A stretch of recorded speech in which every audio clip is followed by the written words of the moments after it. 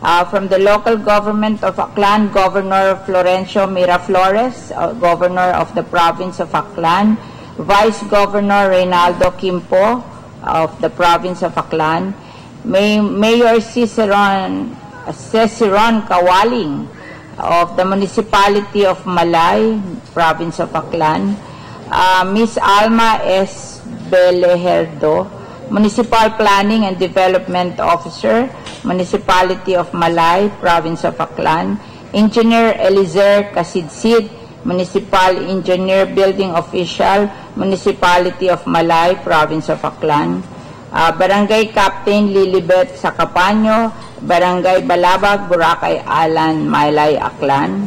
Okay.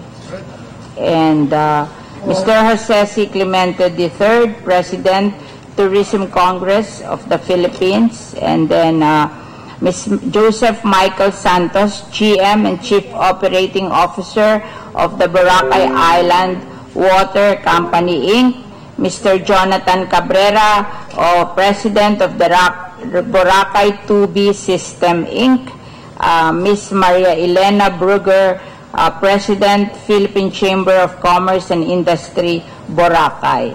Okay. Okay. Then we have here Secretary Roy Simatu of the Department of Environment and Natural Resources, Secretary Wanda Teo of the Department of Tourism, Yusek Antonio Ko of the Department of Justice. Did I miss anybody? Okay. So,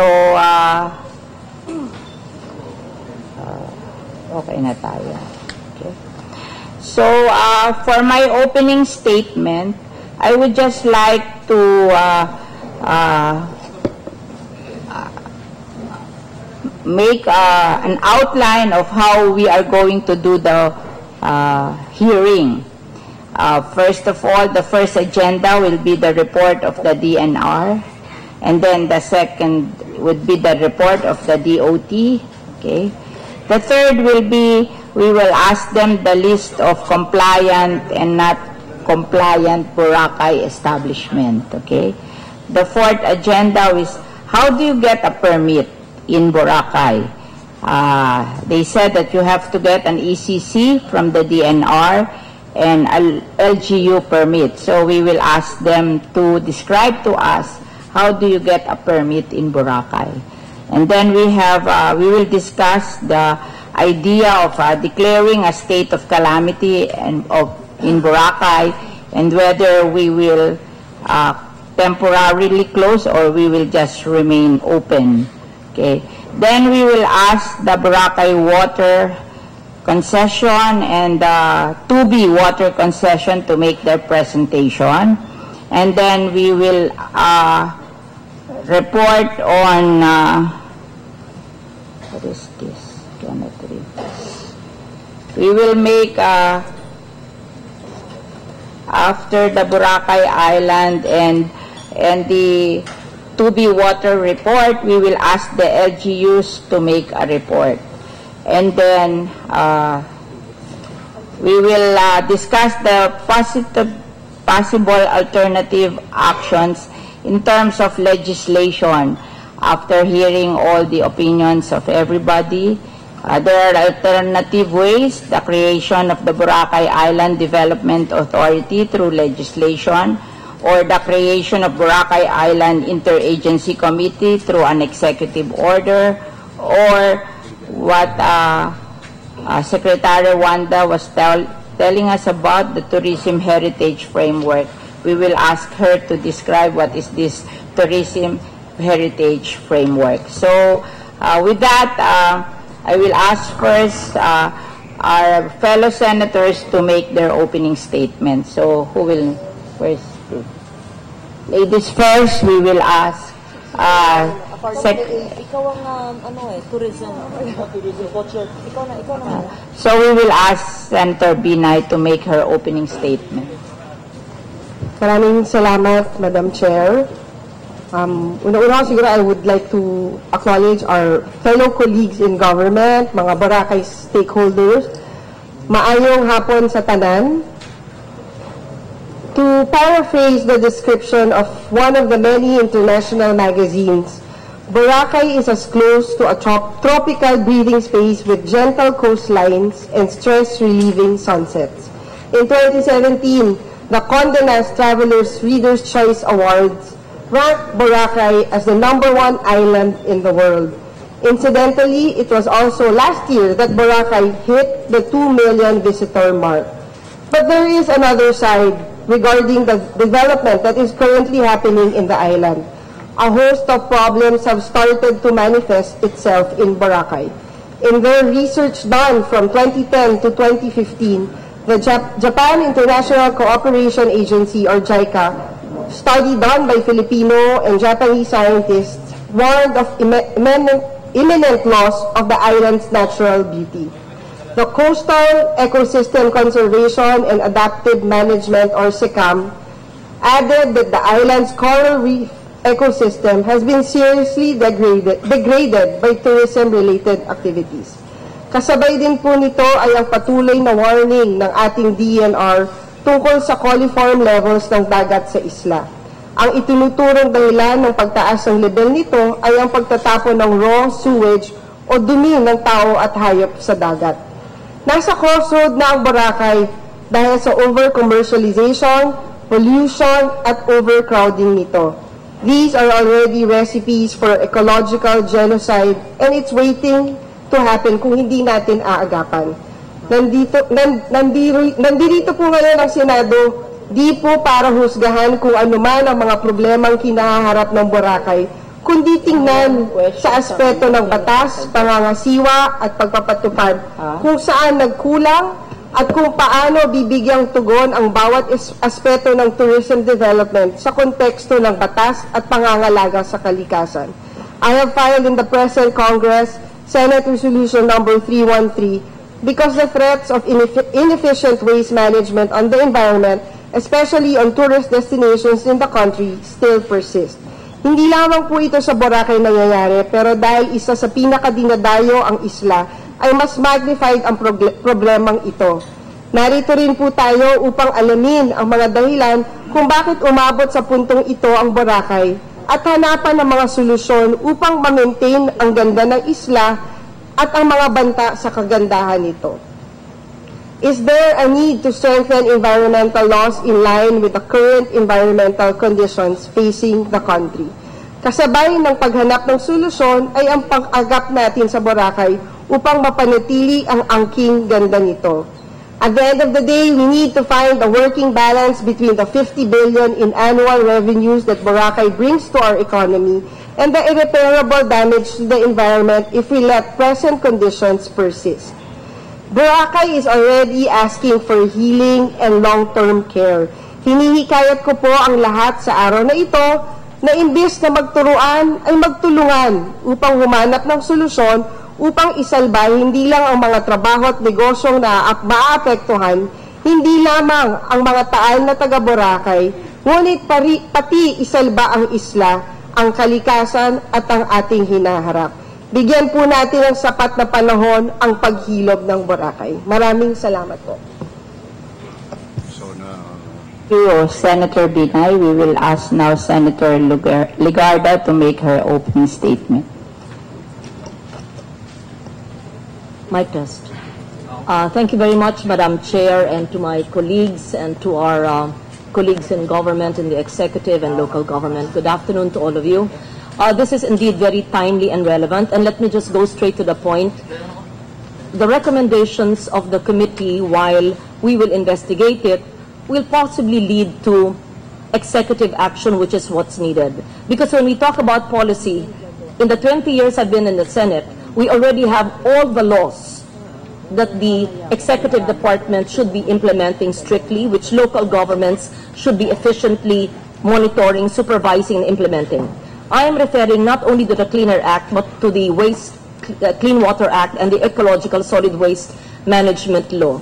And if the people of Malay Aklan and the island of Boracay and its 3 barangays and every local government in the whole archipelago of 1,634 cities and municipalities would just simply implement Republic Act 9003 or the institutionalization of segregation of waste at source, recycling and composting, then we would not have the big problem that we have in Boracay, which is not isolated to Boracay alone, but to other ecotourism areas in our country. Second, the Clean Water Act. These were laws which were enacted way back in 1998 to 2004. And according to the DNR, there's 17.5 million liters of wastewater generated in this island of Boracay every day. And only half of this is treated properly. The DNR, correct me if I'm wrong, also stated that about 30 to 40% of the untreated water discharged to the sea comes from private homes, while the rest is from business establishments. So we see that both business and residences are at fault. But we are not here to find fault.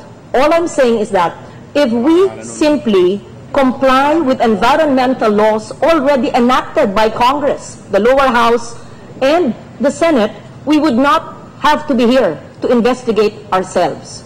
It is not simply, I believe, a problem or an issue to point to the local government or to which government agency. All of us are in this together, and we must help resolve it together by simply, strictly implementing our environmental laws. So we are with you in this. We hope that the 3 or more hours that we could focus in this hearing will bring about a healthier, more resilient, safer, and economically viable Boracay Island. And I hope that other areas in the country which are similarly or even worse situated can learn from whatever results would be generated from this hearing. Thank you, Madam Chair. Thank you, Senator Ligarda. We will now hear from Senator Villanueva. Thank you very much, Madam Chair. And I'd like to congratulate our chairperson for calling this very timely and alam nating napakahalaga na committee hearing dito po sa Boracay mismo. Mayad nga hapon sa tanan, sa ating mga local government units, kila Gov. Miraflores, Rep. Marquez, kila Vice Gov. Kimpo, sa mga mayors po narito, sa ating mga executive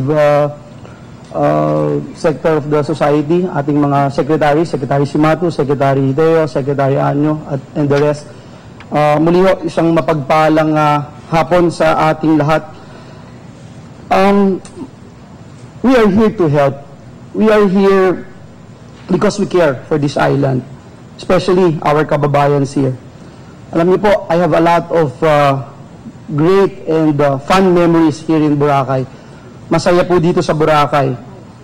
Totoo naman pong hanggang ngayon, top tourist destination ang islang ito. In fact, in the 2017 report ng TripAdvisor, itinalaga po ang Boracay Island as ranked 7th in Asia's top islands. Kaya hindi po bagay talaga sa Boracay na maging malungkot. Boracay shouldn't be a sad island. Binanggit po kanina ni Senator Loren Legarda yung mga batas, no? And dagdagan ko po, hindi lang po yung Clean Air Act of 99, Ecological Waste, Solid Waste Management Act of 2000, pati na rin po yung Philippine Clean Water Act of 2004. It is our duty in the Senate, sitting as Senators of the Republic, to ensure that we exercise our oversight functions and see to it that we are implementing our laws properly. Kaya po nakakalungkot when we heard about yung pong salita o label na cesspool na dinudugtong sa isla ng Boracay. Hindi lang po nakakalungkot yan, nakakatakot din. Ayaw po nating mamatay ang turismo dito sa mahal nating isla na ito. Ayaw natin, lalong-lalo na, mawala ng hanap buhay at trabaho ang ating mga kababayan dito. Last 2017, magkano nga po ba ang tourism revenues na nakuha ng islang ito? Madam Chair, it's 56 billion pesos. 56 billion pesos po. Siyempre, gusto po natin ng turismo dahil gusto natin ng trabaho para sa ating mga kababayan. But tourism that hurts our waters or kills Mother Nature is not worth it. Nasaan na nga ba itong tinatawag na CSR, Corporate Social Responsibility, ng mga establishments dito sa Boracay? Kagabi pa ho, kahapon pa, magkakasama kami ni Senator Nancy at Senator Migs. We went around the island at nakakalungkot po, hindi mo na kailangan maging eksperto para malaman na may mga violations po yung ating mga establishments na naririto. Bakit nga po ba santambak yata yung mga violators dito ng Clean Water Act natin? And that's the main reason why this representation filed PS Resolution 646. Sa datos po kasi, ang ibinigay sa atin, 2,600 ang bilang ng mga establishmento dito. 834 po ang nagdi-discharge ng wastewater, Madam Chair. Pero 118 lamang po ang may discharge permit. Imagine po, 716 po ang walang permit. Ang range po ng penalty dyan, supposed to be, under the law, 10,000 to 200,000 pesos every single day. Kada araw po, Madam Chair. Kada turista naman, and we talk about this during our lunch kanina, kada turista, nagbabayad po ng 75 pesos para sa environmental fee. Ilan po ang turista natin? I was told kanina na 2,180,000. Sa 2 million na lang po, Madam Chair, in 2017.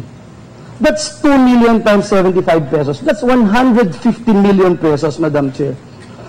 Saan nga po ba ginagamit yan?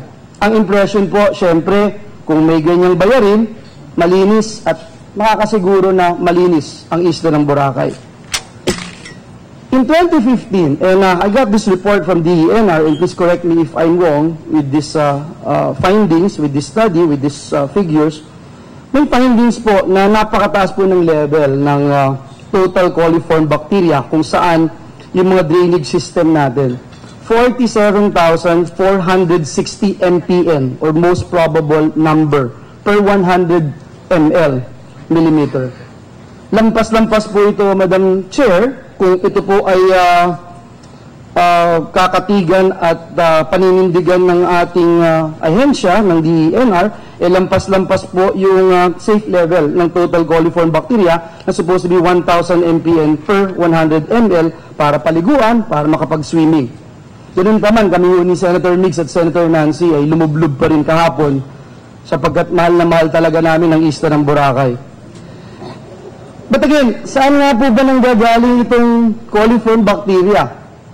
I think, alam natin lahat na ito ba'y nanggagaling sa dumi ng tao. Nandyan po ang usapin, Madam Chair, ng phosphorus content ng laundry detergents. Hindi po normal yan. Hindi po normal na may algal bloom na po, lalo na kung tag-init. Ang bottom line po, malaki po talaga yung problema ng wastewater ng Boracay. Dahil hindi masawata ang pagdami ng mga establishmentong hindi po nagko-comply. Parang alon po sa dagat, walang tigil at mukhang lampas na po sa carrying capacity ng isla. Narito po tayo uli para salbahin at isave ang mahal nating Boracay. We want to seek the truth. We want to seek and find solutions to help this island, our kababayans. I believe, Madam Chair, shutting it down completely is not the solution. There are 90,000 workers here, excluding those na yung kagabing napanood namin nila Senator Migs at Senator Nancy, yung mga fire dancers. Hindi pa ho kasama yon. So let's entertain alternative solutions. Nandyan yung moratorium, nandyan yung... And we are here to listen, ladies and gentlemen. Sayang po kasi, muli, yung magandang imahe ng isla sa buong mundo, ang minamahal nating Boracay. Let's ensure environmental laws compliance and create mechanisms for the sustainable development, not only here in Boracay, but also in other places like Coron, Siargao, Samal, etc. By doing that, Madam Chair, we can secure our jobs, secure jobs for our people. Kahit anong ganda po ng pakikitungo natin sa mga bisita, sa mga turista, at pangit naman po ang pakikitungo natin sa dagat at sa kalikasan, baliwala po itong lahat. There should be a balance here between economic and environmental sustainability because there's only one Boracay. There's only one Boracay, our pride as Filipinos. Maraming salamat po, Madam Chair. Thank you, Senator Villanueva. We would like now to hear the opening remarks of Senator Subiri.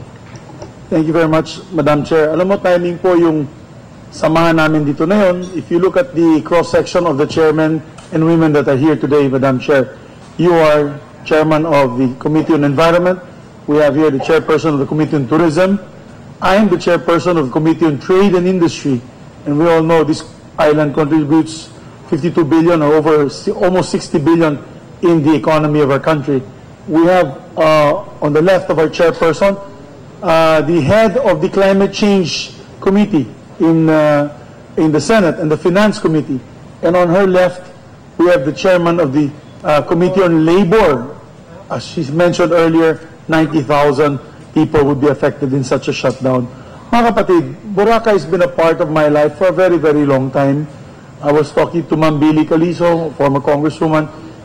She remembers us fondly going here for 10 straight years for New Year's celebration in the 90s up to the early 2000. I recall, di ko makakalimutan, nung 1999 going to year 2000, nagkaroon ng malaking tsunami in Thailand and Indonesia. We were here in Boracay. We were actually pretty worried at that time.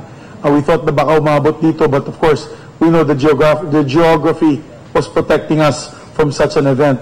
But staying in the resorts such as Waling Waling, now I believe it's called Estancia Uno, we used to stay there for 10 years.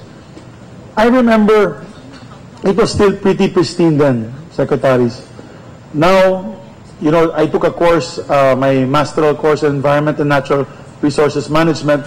We had a course there on the carrying capacity of ecosystems. And clearly, Boracay has already gone over, no? It has gone over its carrying capacity in terms of population and development. It saddens me to see so much deterioration around the island, Madam Chair. Pinag-usapan namin to kanina, na pagdating mo sa pier, when you arrive in the pier, first thing that you notice when you enter these very narrow roads, ay parang po kayong nasa Divisoria. At parang pupunta kayo na Cartimar sa Pasay. At napakadaming establishmento. I thought for a while that we are now like Metro Manila with a beachfront property. And that is sad. Because once upon a time, Boracay was really truly a paradise in this part of the Philippines. So, my point for us being here, it's a fact-finding mission, pero ayaw din po natin ito mangyari sa ibang parte ng ating bansa. Sabi kanina, ni Secretary ni Senator Joel, huwag po natin ito mangyari sa ibang parte ng ating bansa, katulad ng Coron, ng El Nido, ng Panglao, in Bohol, in yung Siargao, even Samal Island, as mentioned by him earlier, where the development is now out of control in these areas because of the sheer number of tourists that are coming here. Of course, thanks to the efforts of the DOT.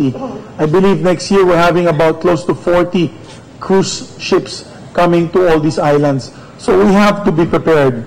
So, my colleagues and ladies and gentlemen, I am ready to present together with my colleagues a plan of action in terms of legislation by the creation of the Boracay Development Authority.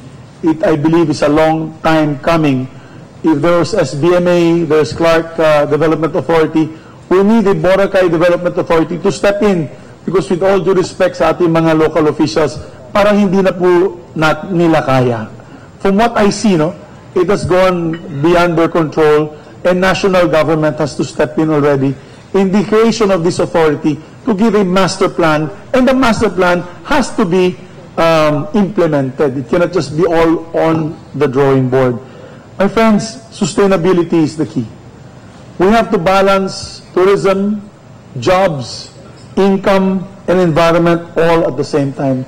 So we are here to listen to all of you. All the experts are here. All the stakeholders are here. And I will not anymore delay these proceedings any longer. Thank you, Madam Chairman. Remember that we learn from this experience, and hopefully it will not be repeated in other parts of the country. Thank you. Thank you, Senator Subiri. I wish to acknowledge the newcomers, Vice Mayor Aban Sualo of Malay Aklan, Director Metodio Turbella, DNR EMB, Environmental Management Bureau, Mr. Valentin Valero Penro Aklan, Provincial Environment and Natural Resources Officer, Senior Superintendent Alan Aladano, Bureau of Fire Protection, Region 6. Okay. We come to this hearing with the following resolution, supported by the following resolution, proposed as Senate Resolution number 313, resolution directing the proper Senate committee to conduct an inquiry in aid of legislation and the need to promote zero tourism waste policy, introduced by Senator Binay. Proposed Senate Resolution number 393, resolution directing the Senate Committee on Tourism to investigate in aid of legislation the alleged degradation and pollution of Prime Island beach destination and other coastal recreation waters in the country, with the end of view of crafting laws, rules, and regulation to protect, conserve our beaches, shorelines, and other ecotourism sites, introduced by Senator Ejercito. Proposed Senate Resolution number 633, resolution directing the appropriate Senate Committee to conduct an inquiry in aid of legislation on the severe pollution in Boracay, with the end view of formulating policies to address the island's deteriorating state, protect its environment and ecology, and promote its sustainable development, introduced by Senator Angara.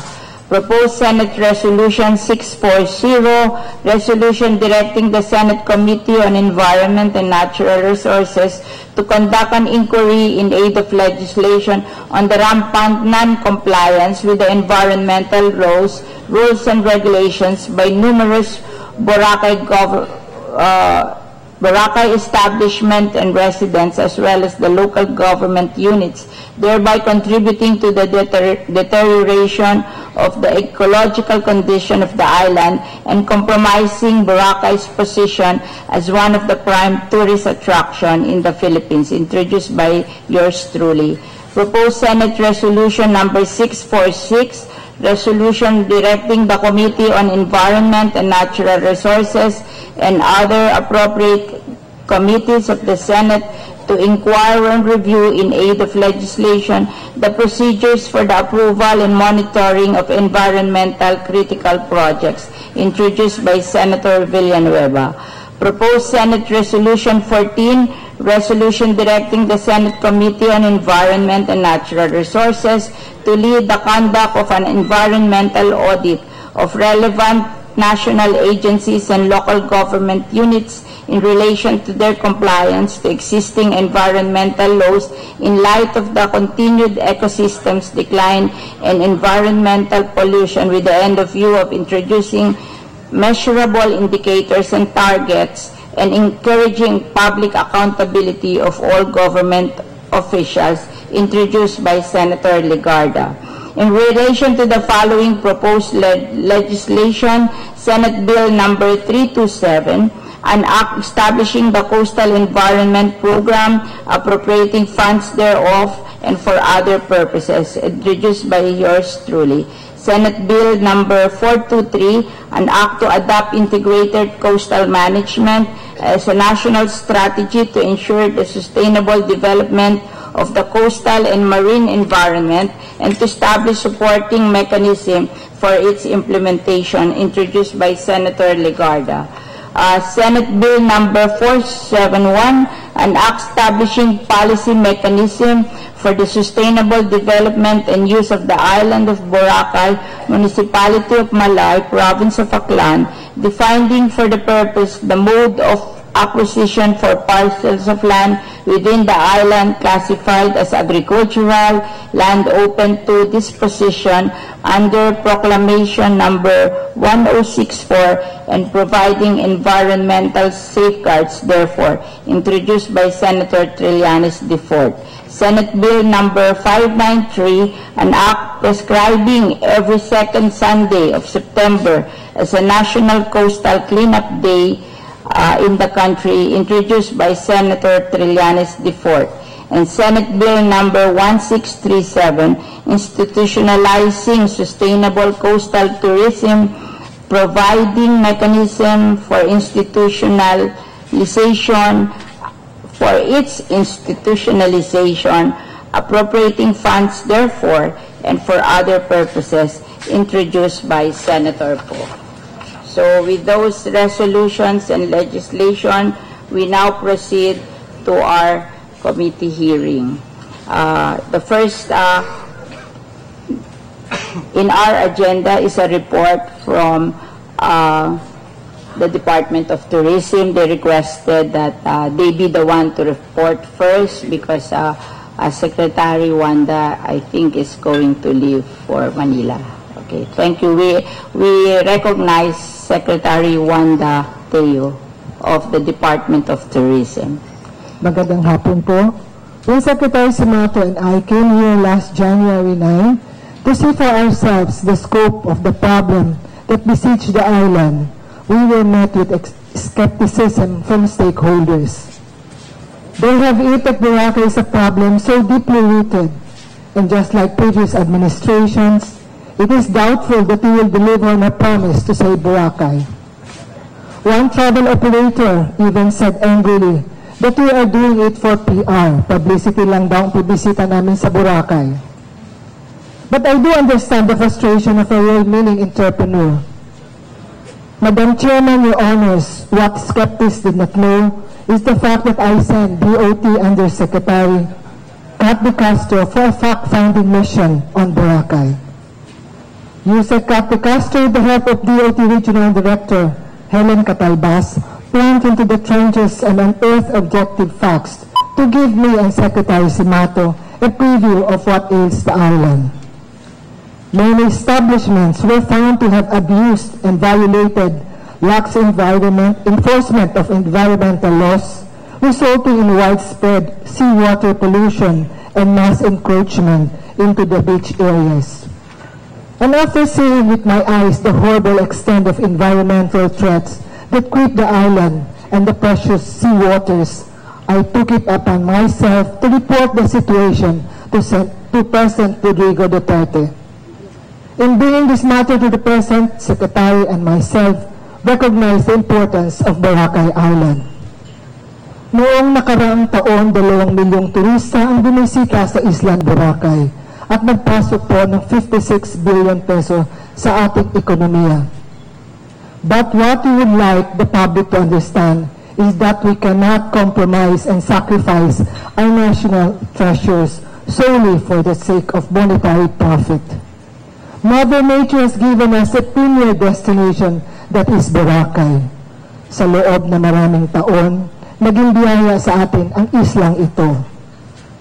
Hindi po ba ngayon na pangalagaan natin ang Boracay? The President prompts action ordering the restoration of Boracay within 6 months underscore this administration's sense of urgency to restore and protect and preserve our natural environment as well as maintain sustainable tourism. Noon po kami unang pumunta dito, hiningi ninyo iligtas ang Boracay. Yan po ang ginagawa namin ngayon. Maraming salamat po. Do you have any question?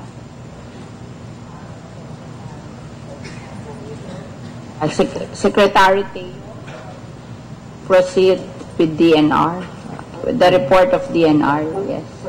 If I may, Madam Chair, just to... We recognize Senator Villanueva. Thank you, Madam Chair. Just to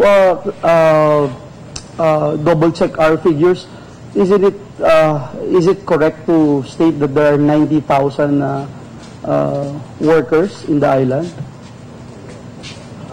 Have you validated that figure? According to the IIG, 70,000 workers. 17. 17. Only 17. Only 17,000. And how many of those are in the tourism sector? 17. I think the local government is had a different figure here. 19, go. 19. The governor, Madam Chair, is saying there are about 19,000 registered workers. 17,737 Perhaps direct employment of Boracay. that's in the tourism sector, ma'am. Yes. Because they have 19,000. Thank you. And of that, kasama na ho ba yung nasa informal economy? For instance, yung mga nag-ehena tattoo artists, yung hindi pa ho kasama. Hindi pa ho. But do we have a ballpark figure if we are going to include them? Wala po. Wala po tayong data. We don't have. Thank you, Madam Chair. It's also correct to say that when you look at the tourism revenues, yung binanggit ho natin kanina, 56 billion pesos Yes. last year. Last year. Last year po. Thank you. Thank you. That's official, which means hindi kasama ho yung underground economy. Yes. Is that Hindi correct? po. Yeah. Thank you. And if it's included, what would be the estimate? Do you have a data on this? Wala po. Perhaps it's because it's hard to speculate how much.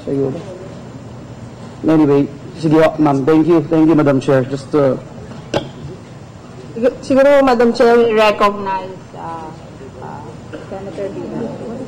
thank you, Madam Chair. Siguro, Secretary Wanda, may nakikita na ho ba kayong mga solusyon dun sa hinaharap ngayon ng Boracay?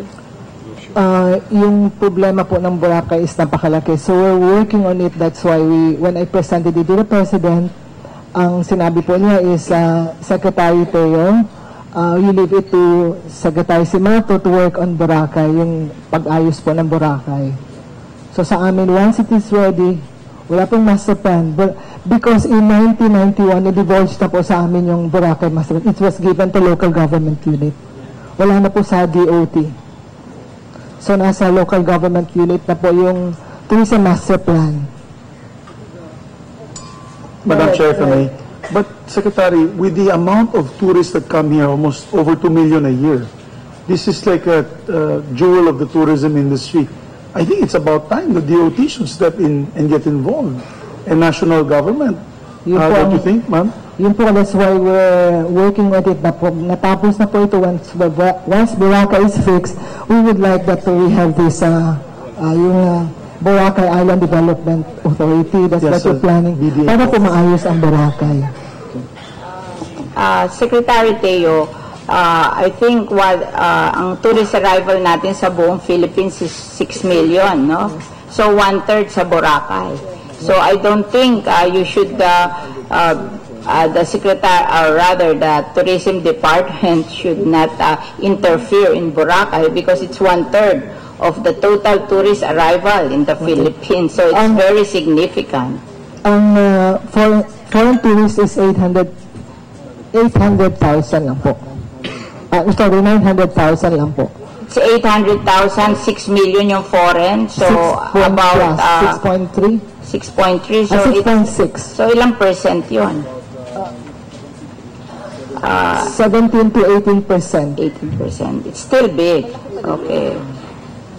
17 to 18% of tourism. What legislation did you say came about in that year that it was turned over to the local government? Yung tourism development plan was turned over, nag-divulge na po, natanggal sa amin, it was turned over to the LGU. Was that the passage of the local government code? Yes, Anong the year ba yung passage of local government? in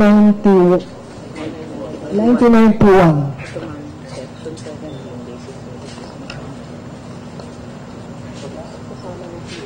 So tourism was turned over during the 1991 passage of the local government code, okay? And so we have to have a legislation that if you would want to interfere in Boracay. Yes, po. Okay, thank you. So, Siguro, with the permission of Sen. Lauren, siguro, since nabanggit na ho yung devolution, wala ho bang oversight function ng DOT? Wala, ang aming function lang po is to coordinate with the local government as well as promote Boracay. Pero yung mga accreditation ho ng tourist facilities, di ba dumadaan sa DOT? Sa amin po, but there are some that does not go to, that are not accredited with DOT. And they still can function? They still function. Because hindi po kasi lahat nagpapa-accredit sa amin. Hindi po lahat accredited ng, because it is not mandatory. And you don't have the power to close yung mga ganitong establishment? Wala po kaming police power and DOT. Okay. Thank you, Madam Chair. Madam Chair? Oh, Senator Lauren? Senator Lauren, okay. Thank you, Madam Chair. Thank you, Madam Lauren. But let's take a proactive approach, Secretary. Siguro, you have the best and the brightest there in the DOT. You said Kat is my kinakapatid. I know she's very progressive. You have the TIEZA. Maybe as early as now, let's not wait for the BDA because the BDA may take a while and we're running out of time. Yeah. We have about a year and 4 months in the Senate and House of Representatives. Although we'll try to fast track it, I think nobody will in the Senate will question the approval of such an authority. We need it. But maybe as early as now, Secretary, together with the TIEZA, who is a master planner himself, si Architect Pacholo, pwede na po kayo mag-umpisa na, gumawa ng konting draft proposals for the Master Tourism Plan for Boracay. Is that possible, Secretary? Yeah. Yun po, that's why we wanted to tell you about it because yun po ang plano namin once naayos na namin. Actually, we could start doing that now. Ma'am, kasi we need to hit the ground running, hindi to jogging, talagang sprint. Kasi pag naayos na ni Secretary si Matu, dapat naayos natin legislation, pasok na kayo, implementation kagad. If not, it will take baka next administration na naman. So we have got to limit it within the administration of the President. Thank you, sir. Chair. We recognize Senator Picard. Yes. May I ask the DOT if there is a limit to the carrying capacity of the island? First, what is the size of Boracay? 1,000 hectares? 1,006? The exact size? Yeah. 1,000. 1,000. Yung carrying capacity po, I think Secretary Simato can answer that. I think both the environment and tourism departments would have a say in that.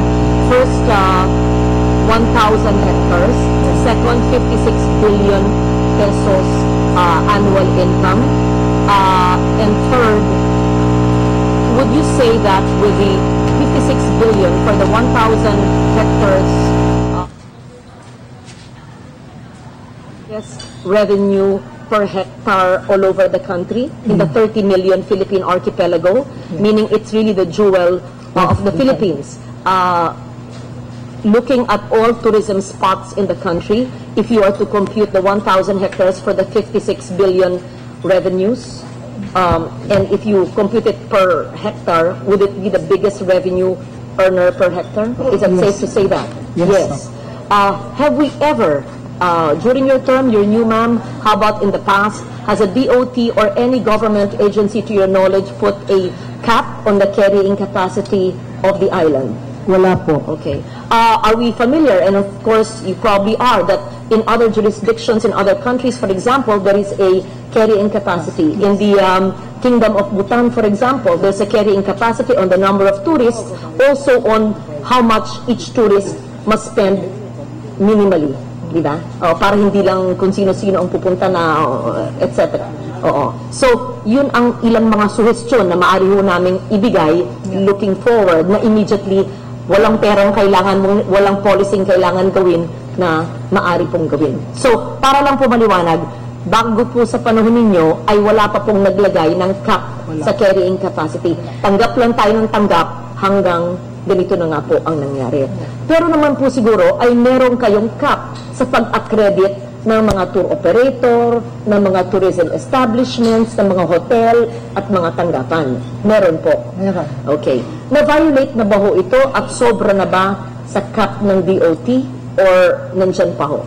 Are they compliant? Hindi po kasi lahat nagpapa-accredit sa amin. So, yun lang po ang mahirap because not all, they just go direct, they have this business permit, and they start operating. Hindi po kasi required mandatory maging DOT accredited ang isang business establishment.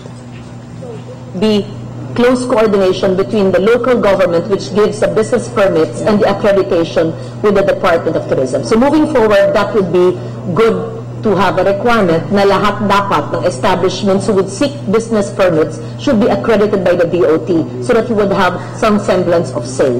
It's not to add red tape, but it's just to be able to monitor also the number of establishments that will be set up. Yun po sana ang gusto namin. Pag naayos na po ito, we want that one-stop shop. Lahat na po dyan, accredit ka sa DNR, sa DOT, sa local government. Gusto po sana namin kasama ang DOT because usually po hindi po dumadaan sa DOT ang iba. Okay. Thank you, Madam Chair. I'll reserve my next questions for the DNR. Thank you. Just one more, Madam Chair. Senator Villanueva. First of all, Madam Chair, let me put on record that the 90,000 workers that we are talking about came from Boracay Foundation Incorporated, President Maylene Aguirre Graf.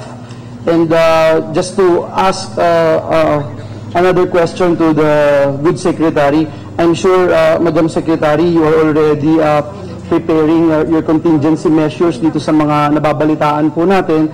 And if you're talking about 17,000 workers dun po sa tourism sector, meron na po ba tayo na iba't ibang contingency plan for those whose jobs or employment would be displaced if you are to push through with these plans, Madam Chair? We plan to, actually, this 70,000 po lahat ay not naman from Boracay. Some are from other places like Cebu, ang iba po sa ibang lugar ng Pilipinas. So, little confused. A while ago, when we asked the number of workers here, they are here in Boracay. Kasi 17,000, hindi po resident ng Boracay. Yeah, but they're just working here. They're just working in Boracay. Okay. So yun po ang plano namin once na ayos na po ito, and then we might, probably they could work, we could ask, let's say, Guimaras or other places.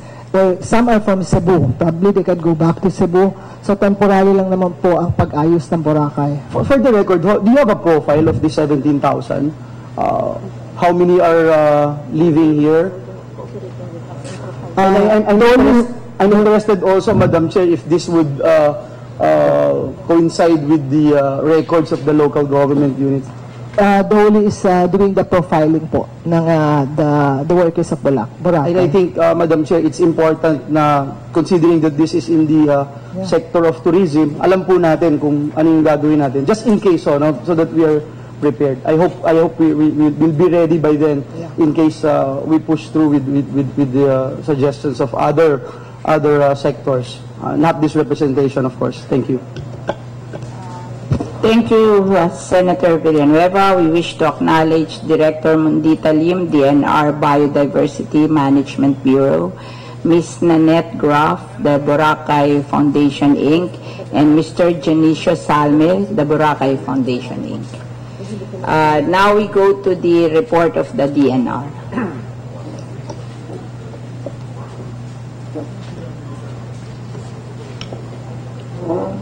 Good afternoon, Madam Chair, Senator Villar, Senator Legarda, ma'am, Senator Binay, Senator Subiri, Senator Villanueva, Congressman Marquez, and Governor Flores, other officers, fellow secretaries, cabinet members, good afternoon. With the permission of the Chair, may I present a 7-minute presentation before my opening statement with the permission of the Madam Villar. Thank you. Thank you.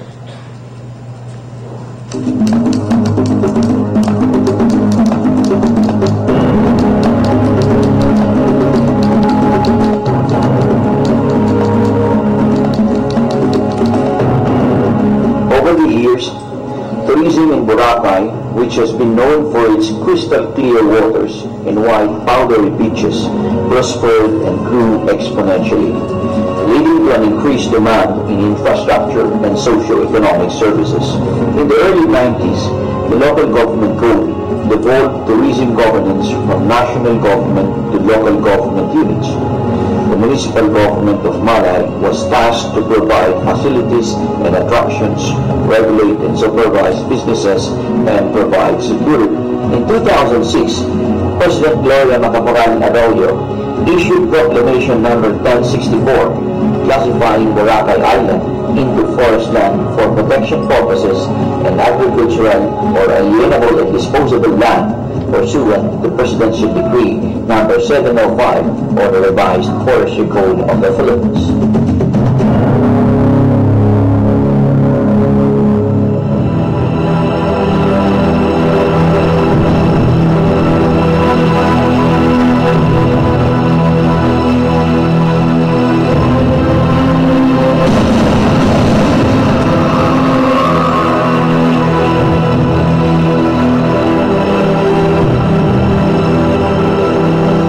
Nagbanta si Pangulong Duterte na masasara ang pista ng Boracay kung hindi ito malilinis sa loob ng 6 na buwan. Ayon sa Pangulo, sobrang tinigan ng Boracay. Dating daw panahon, wala rin dayuhang pupunta roon. Inutusan nga si Dian sa Gitahin ng Simatu na linisin ang isla sa loob ng 6 na buwan.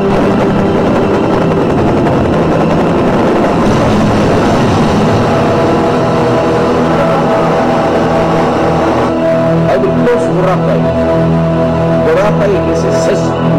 But you go into the water, it's smelling. So Boracay, you have is destroying the environment of the Republic of the Philippines and creating a disaster.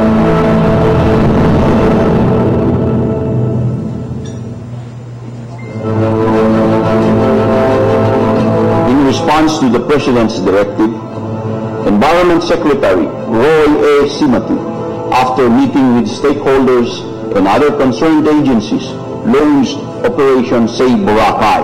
So this is kung sa military lang talagang work of the battlefield.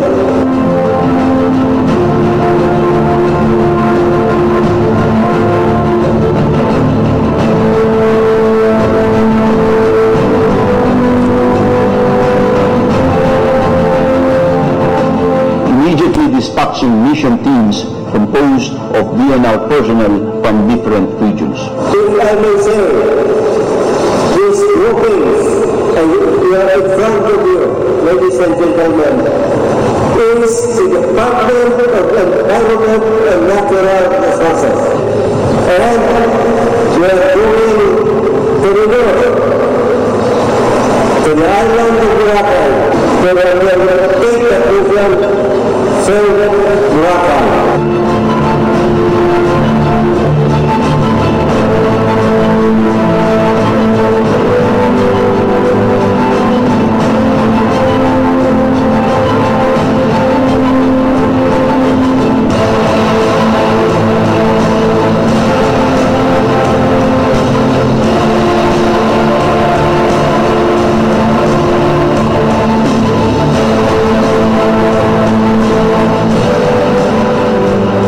Are conducting simultaneous island-wide operations, assessing violations against environmental laws such as the revised Forestry Code, the Environmental Impact Statement System, Clean Air Act, the Clean Water Act, and the Ecological Solid Waste Management Act. In the first days, the mission teams have served show cause orders to illegal forest land occupants and notices of violations to airing establishments.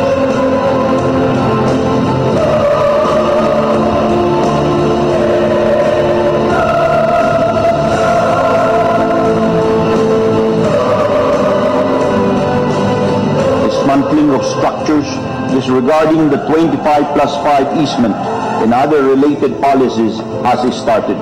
Pero ito, binigyan na kayo namin yan kasi subject for demolition kasi itong lugar up to yung 25. Saan po kayo nagsukat? Ang NAMRIA nagsukat noon. Nandiyan. Nakita namin yung mga mohon niya. Nandiyan. So, pumasok naman kayo rito. Para na lang suportahan yung kampanya kampanya ni Presidente Duterte na linisin ng Boracay. Nag-self-demolish na kami.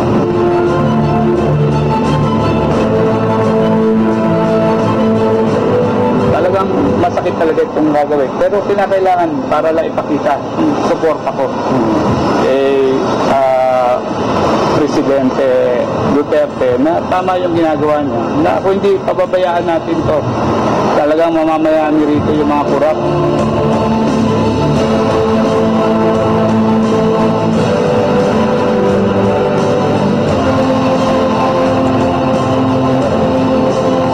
The Secretary, together with the DPWH, are now undertaking survey and acquisition of road right-of-way for the immediate construction of alternative routes to decongest the only road artery going to Barangay Yakap.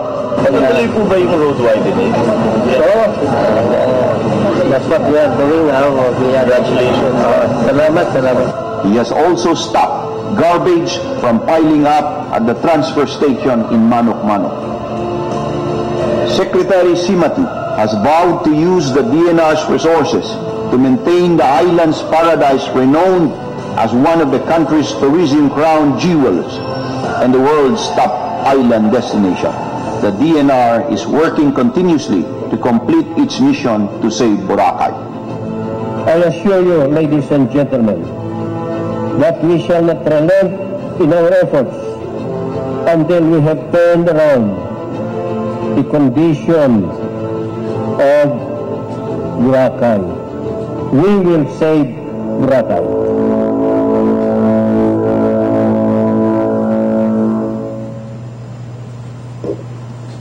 Thank you very much.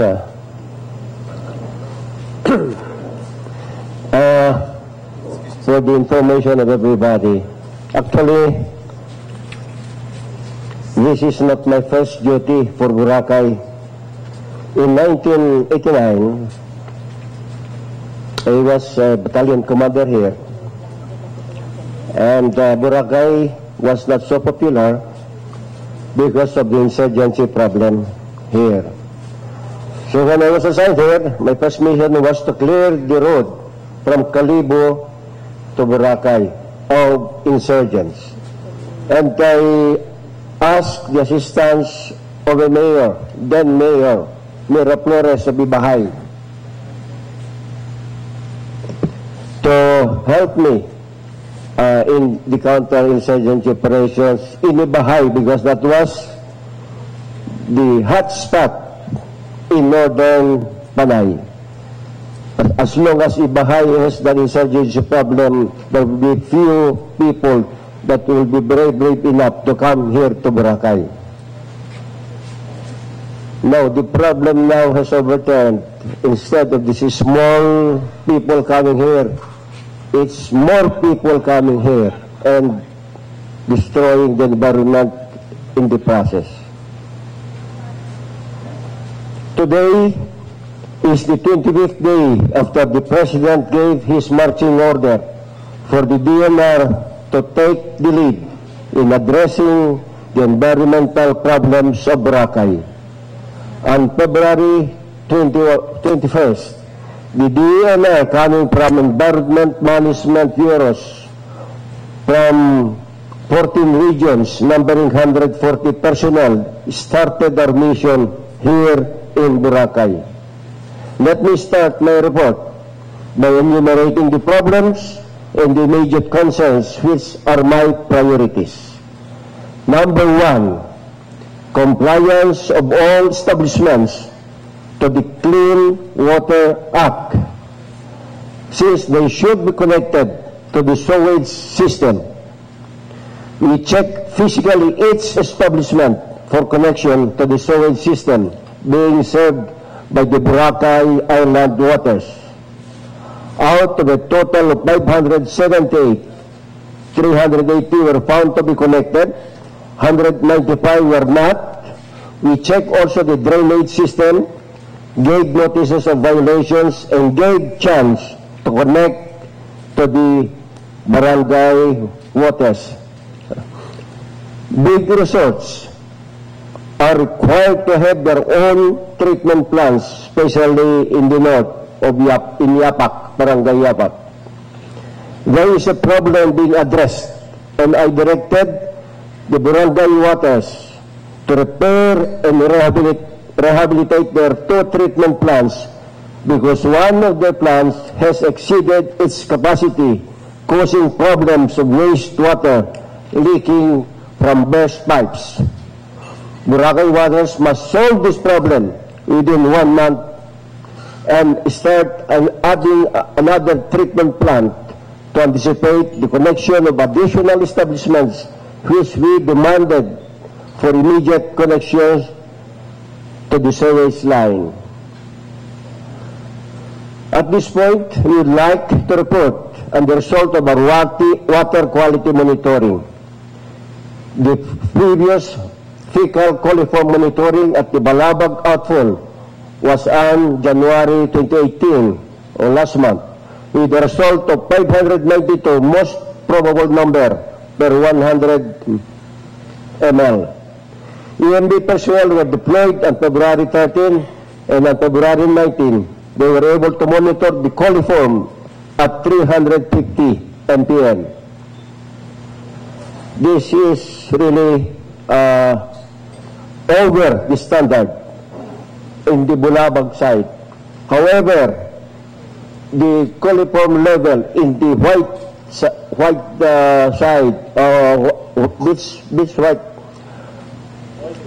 the white beach is below standard, meaning it's past the standard in the beach front.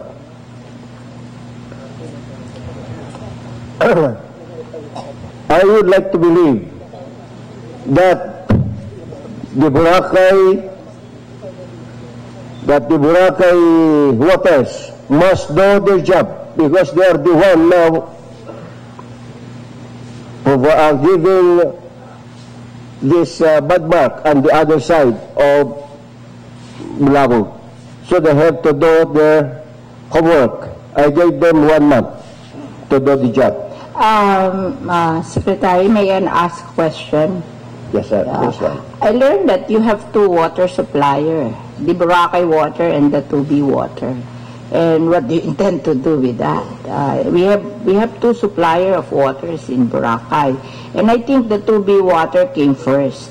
But when the CHESA chose Boracay water, they did not talk which part of Boracay will be left to 2B water and which part of Boracay will be left to Boracay water. Because in Metro Manila, we have 2 suppliers also, but it was delineated. Manila Water will service north and east Metro Manila, and then Maynilad will service west and south Metro Manila. But here, they are not delineated. So I guess when we talk of water, we don't only talk of Boracay water, but we talk of 2B water also. And we have to solve that problem. What do you intend to do with the 2? How do you divide the work? Because you cannot remove 2B water, and you have to delineate which is the responsibility of which. Okay. I think the CHESA is here, but what I know, Your Honor, is that the Boracay waters provide water, drinking water, clean water, and at the same time takes charge of the sewage system. At the other hand, the TOBI is only doing the supply of water. The concession was, I think, granted by CHESA. It's always the case all over the Philippines, but if you are the water supplier, you take care of the water in the sewer. So you cannot be a water supplier if you don't take care of the sewer also. That's your responsibility. So we cannot say that Boracay water will take care of the sewer and the water, and 2B water will take care of the water only. That's not acceptable. So you have to solve this problem because there is no delineation of responsibility here. Yes, I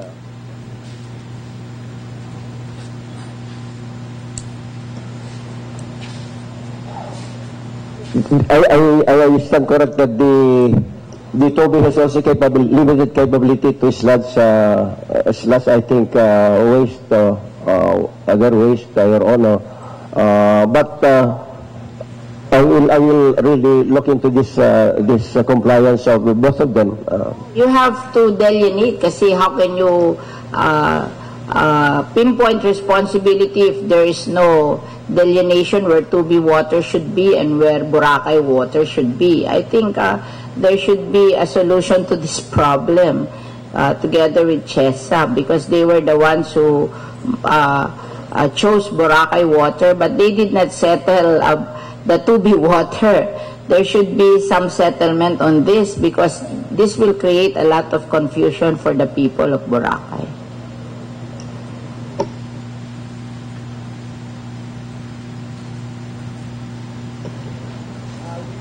We go on now, Secretary Simato. Thank you.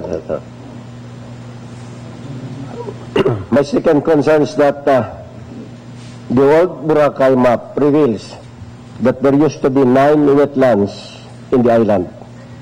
9 wetlands. Now we can only account for 4.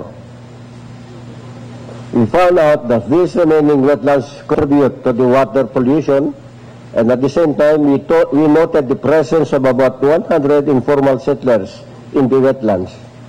We issued show cause orders and notices of violations and advised them to demolish voluntarily as they contribute to the pollution of the beach. Wetlands. Secretary, are you going to reclaim the 9 wetlands, or we will just be left with the 4? We will try to reclaim, Your Honor, because they must be restored to act as the catchment during rainy days and prevent flooding, Your Honor. We will check. There are some already covered with buildings, but well, we will require them to explain why they have that building there, Your Honor. Madam Chair, siguro, Secretary, can you name yung 5 wetlands na hindi na siya wetland? At di ba kung ano na siya ngayon? We don't have names yet on the wetlands, Your Honor, but we put them 1 to 3. You see it? For example, Secretary, wetland, kasi sabi niyo parang by numbers. Yung wetland number 1, ano na ba siya? Hotel, mall, restaurant?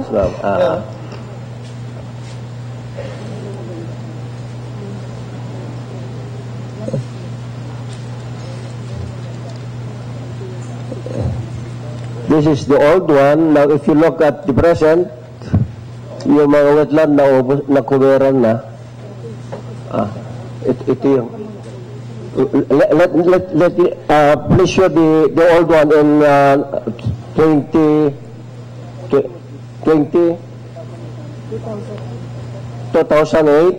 Please show the 2008 satellite.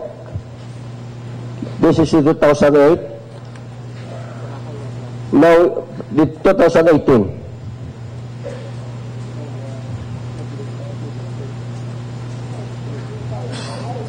Nawala na po, nakuveran na. So, we'll check po yung what particular buildings this. Secretary, Madam Chair, may I ask the question? Kasi ito ay areas like wetlands, these are forestal lands under your jurisdiction. Saan sa tingin mo nagka-problema dito? Ba't nagkaganito? Let's call a spade a spade. This is a fact-finding mission. Please tell us what went wrong. Who's at fault that you think here? It cannot just have magically sprouted at night. Somebody must have given the permits. Was it the local government? Was it the planning officers? Can we know? Or local DNR? Sino pa po ang may kasalanan nito? No building can be made there without a permit, Your Honor, and they cannot even allow transportation of construction material without a permit. So it must be in the local government, Your Honor. Madam Chair, with the permission of Secretary, we recognize Senator Lor. It's very clear that it's just in a span of 10 years. All of us in this room perhaps were alive within those 10 years, and we were senators then. from 2008 to 2018.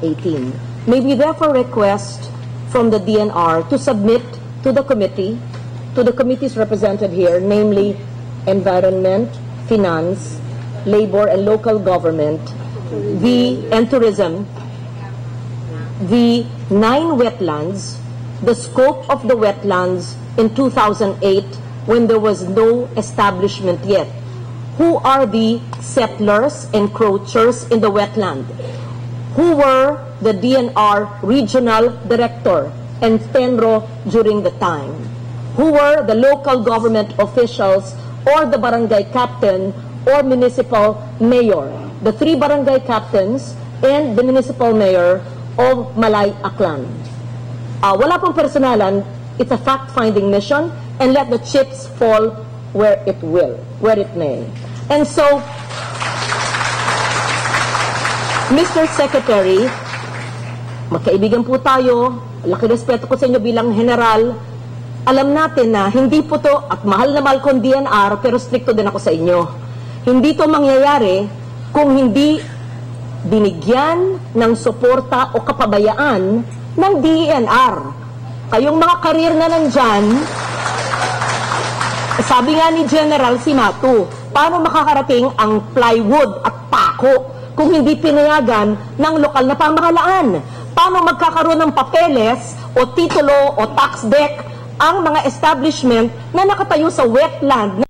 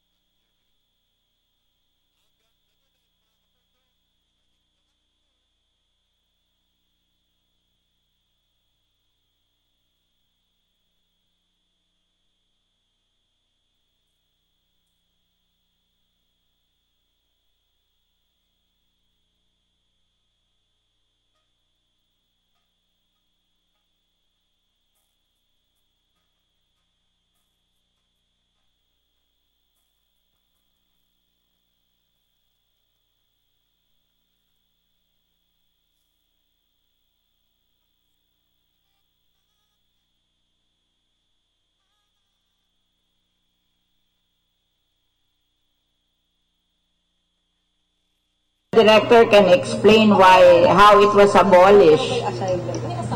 Yeah, thank you, Madam Chair, Your Honors. Na-abolish po itong ating sendro dito, sendro Malay, naging pendro na lang ang working pendro dito sa noong 2013 during the reorganization plan. Who made the reorganization plan? Yung national po ito, rationalization plan. Sorry. Rationalization plan. Who made that? It was during the time of the former president, Your Honor. Rationalization plan. Why Senro in particular? What is the provision of the rationalization? Why it was abolished? What happened? Actually, it was not only Boracay that was abolished. There were many Senros in the Philippines, in the archipelago, who were abolished. I do not know what are the reasons. Maybe duplication of work or whatever, but it was Manila who was planned and decided all of this. So it was abolished. What was working? If they abolish the Senro, what will be working? Penro. Yeah, the Penro is the one doing the job. Meron pa rin Penro. Madam Chair. Did Penro do its job? I suppose he did it, but it's not enough. Madam Chair, may I interject? Kasi violations ito ng mga batas sa RD. So, ibig niyo po sabihin, nagsubok ba ang inyong sakop na Penro na pumasok dito, point out the violations, at least at the very least report to National Office? Yes or no? When I reported here, I observed that there were building here already in those areas. I instructed the Penro to issue cease and desist order, and he did. But nobody heeded because yun na nga, the DNR has no teeth to do their job. I think when you have, from my readings, if you want to build something in Boracay, you both get a DNR permit and a local government permit. It's an ECC. It's not only the local government who can give the permit, but also the DNR. It's both permit. Am I correct? Yes, for protected areas, but for purposes of Boracay, we were talking with Attorney Luna. It's for forest protection. We cannot issue already here Plug T because the area is for protection. So walang dapat na nakatira dyan sa bundok na yan. Walang dapat kung sino man yan. So halimbawa, nagkulang ang local government, bakit nawala rin yung responsibility ng DNR? Kasi dalawa ang magbibigay ng permit. If they're not getting permit from you, then you must have done something to stop it. We did, but I think it was not enough because that's why I told you. Why is it not enough? You can go to court and force them to do it. Why are you not going to court? That was my plan. Before, that was my plan. And in fact, we met with all these people. We have we met with all these people. Talagang matigas lang pong ulo nila. Alam mo kami sa amin sa Las Piñas, iti-take over yung aming wetland. Nag-file kami sa Supreme Court, petition for writ of kalikasan. Ginawa namin, hindi sila naka-take over. So it's just a matter of political will. And nakakatawa ang kalaban namin noon, DNR. Ma'am, inabuta. Gusto mag-take over ng wetland. Yeah. No, ibibigay nila sa private developer. Kami lumaban, the citizen. Yeah. Sama tayo. Yeah. Anyway, is the Penro here? The Penro is around. You just acknowledge him. Ano ang masasabi mo, Penro? Actually, ma'am, he is only newly installed because the old Penros is already dismissed by Ombudsman. Kaya ang bagong Penro ngayon Were you the one who filed it, the case in the Was ombudsman? dismissed by the ombudsman. Iba namang kaso yun, sir. Not the Boracay case. It's not the Boracay. Madam Chair, just for administrative, Madam Chair, just for administrative. Yeah. Just to put on record, and perhaps if we can get the documents being mentioned by our regional director, na you issued a cease and desist order. Etc. We wanted to have that record. Yes, again, because this is a fact-finding committee, we wanted to find out what really happened, what really transpired, and we are so eager to hear also the local government side.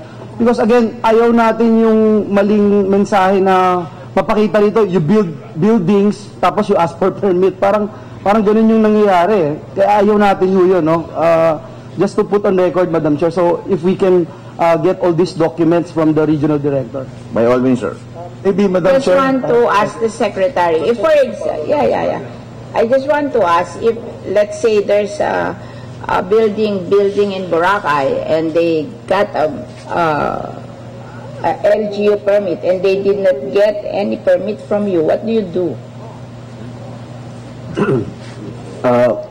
Your Honor, the option that we will do is to issue, to bring the case into the court.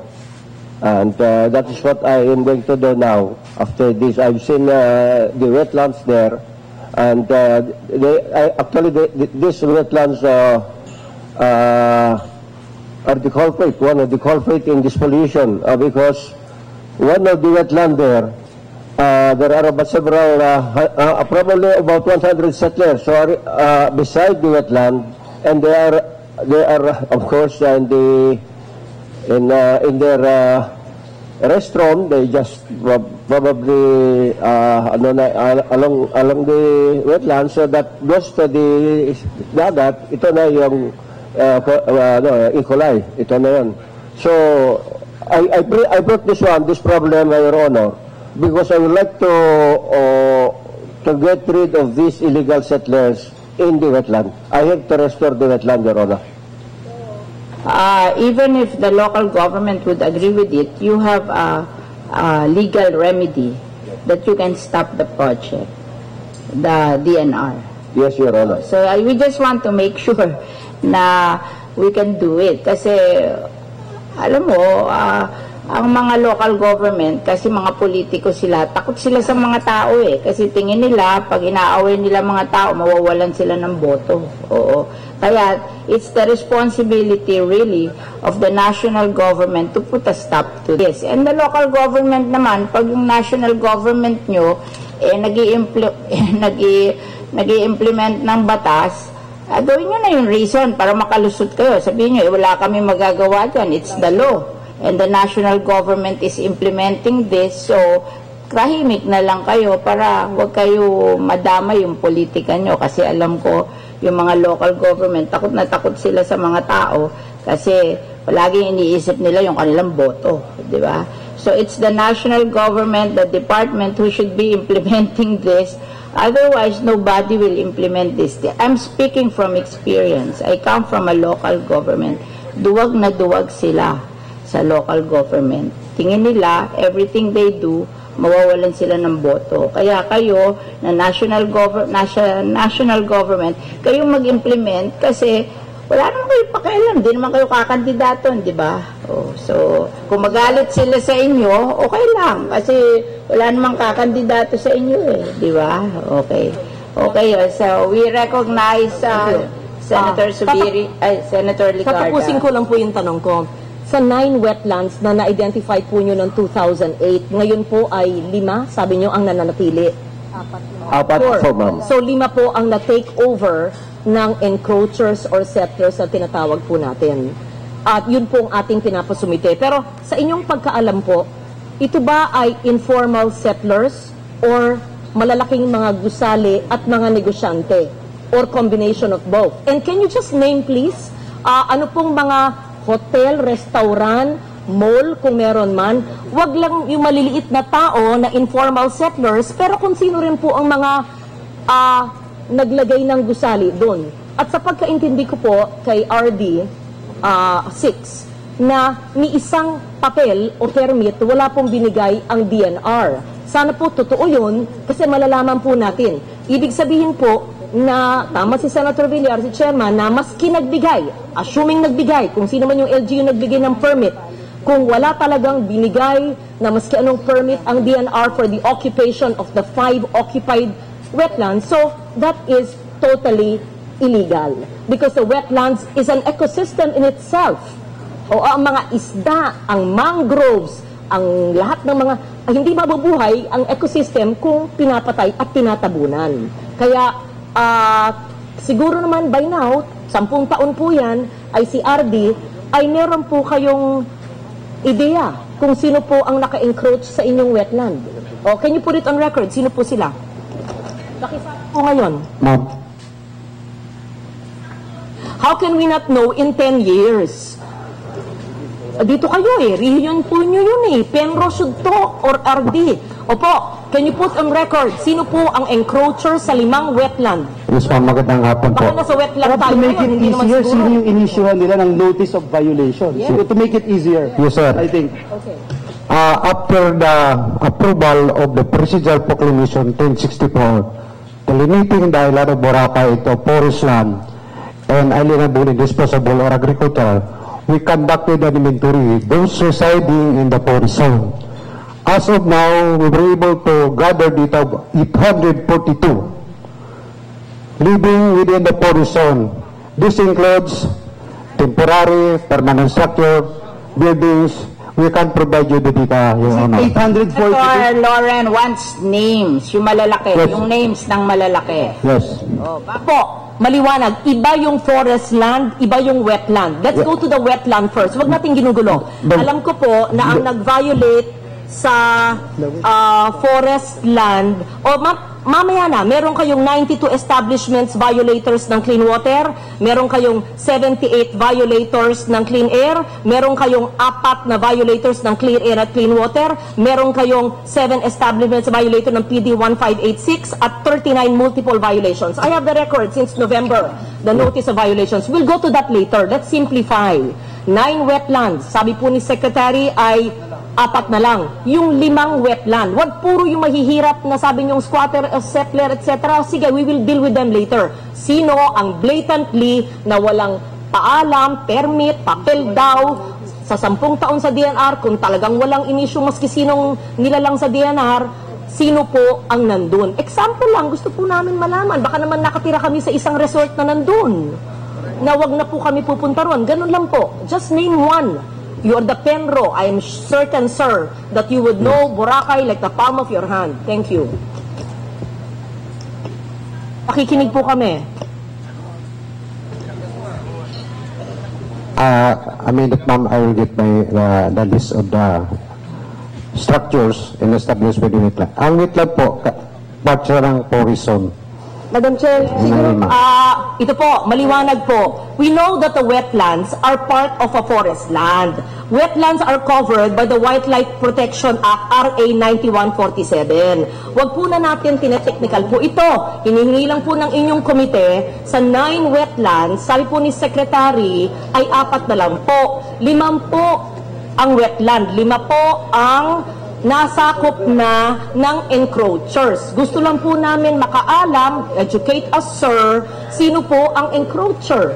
Siguro naman ay may alam po kayong iisa o dalawa. Kung hindi, ay hahabaan natin investigasyon, pupuntahan natin. Gusto lang po namin malaman. Penro po kayo, alam po ninyo yan eh. Thank you, sir. Madam Chair, Sample, ma'am, Alta Vista, may encroachment sa forest zone. Alta Vista. Nasabi nyo, ang mga wetland na to, hindi po binigyan ng maski sinong sekretaryo at ni RD. Let me correct that, ma'am. Wala pong Seven titulo. Cs. Ano? Wetland 7C. Wetland 7 Cs. Ongoing construction. Ongoing construction. Yeah. Is it a hotel, a resort, sir? It's a under construction resort hotel? Under construction in Yapak. Under construction in Barangay Yapak, Boracay Island. Yung Alta Vista. The 7 Cs. 7 Cs. What about the Alta Vista that you were talking about? Bibigay ko po ng listing. Madam Chair, siguro for clarification lang, yung nabanggit niyo ho na hotel, nasa wetland ho ngayon. Tama po ba? Under construction yung Sibinsis, nasa wetland. Pero under construction pa ho yan eh. Yung iba pa ho wetland, meron pa ho ba doon na may existing na hotel or restaurant? Sige ma'am, ang the mall ang tawag natin, the mall, part ng wetland din yan. So ang the mall po is part of the wetland? Yes, Your Honor. Yeah, recognize Secretary Simatu. Another one very noted is the Kingfisher. This is a big one. Kingfisher. Yes, they are situated in a wetland, but they are claiming that is A and B. But it is wetland, very clear, it's wetland. So we have in the list Seven Seas, The Mall, and Kingfisher. Yung Alta Vista, ni-remove mo na? O kasali pa rin? Falls within the forest land but not in the wetland. Not in the wetland. Forest land, ang Alta Vista. Wala na kayong alam na iba? Madam Chair, may tanong din ako sa kanya. Pero katulad nito, RD, for example, yung pinakita kanina sa video ninyo ng DNR, yung West Grove yata yun eh. Yung West Cove Resort. Paano nakatayo sila doon sa taas ng coral structure? Na rock structure, coral reef structure at rock formations. Diba, from the very beginning, ba't na yun lang natanggal yun? Dapat, well, they're breaking it apart. Well, it's still in operation just now. Senator Subiri. Why were we able to tolerate that, Penro, for the longest time? And any other similar structure? Paano sinabigyan ng permit? Actually, I already issued show cause order to Wiscov. Pasensya kayo, Your Honor, I reported because of this Boracay problem. I was designated by Regional Director James Sapurna last February 14 to help solve the Boracay problem. Pero ang tanong po, Senator Subiri, sa nakaraang ilang taon po, paano po sila nakatayo ng napakamasid na struktura sa corals po? Una, bakit may building permit? Bakit sa rock formation? Bakit ngayon lang tinitibag na nandiyan na si General Simatu? RD, paano po nangyari yan? Mayor's permit, business permit, occupancy permit, BIR registration, DNR registration, meron bang ECC? Ano nangyari? Meron silang flood teeth. Pero ang Supreme Court, alam ko, nag-rule na in the favor of DNR or against the West Cove. Bakit hindi tibagin yung buo? Bakit yung nasa coral lang? Kung maliit, bakit nag-ooperate pa hanggang ngayon? Yan ang tanong ni Senator Binay. Wala rin accreditation. So, why do these things blatantly happen in our country? We're a country of laws. We have laws. To my colleagues, because if we do not resolve this, I'm sorry, if we do not resolve this, anybody will just build in any wetland, in any forest land, in any protected area. Wild West na po tayo. So what are we enacting?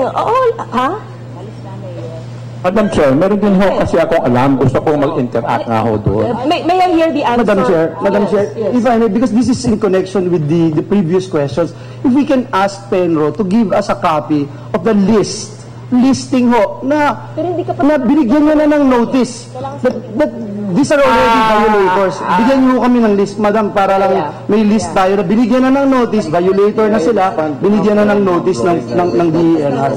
Thank you, Madam Chair. Yes, Your Honor. Representative Marquez would like to make a Yes, comment. thank you very much, Madam Chair. Una-una ako po nagpapasalamat sa inyo, Madam Chair. Dahil naimbitahan niyo ako dito, nakasisibo ako ng formal letter of invitation na dumalaw ngayong hapon na ito sa hearing na ito. To shed light also on what I know. Totoo po yun, na nung araw, meron tayong 9 sinasabing catch basin or wetland. Ito pong wetland na ito, ay proteksyon natin ito pag umulan ng malakas, may bagyo. Dito naiipon dapat ang tubig baha. Ito po ang catch basin natin. Natural catch basin ho ang tawag noon. Ngayon po, masasabi ko ito dahil ako ay gobernador noong araw. Ako po ay utosan dito ng lalawigan ng Aklan.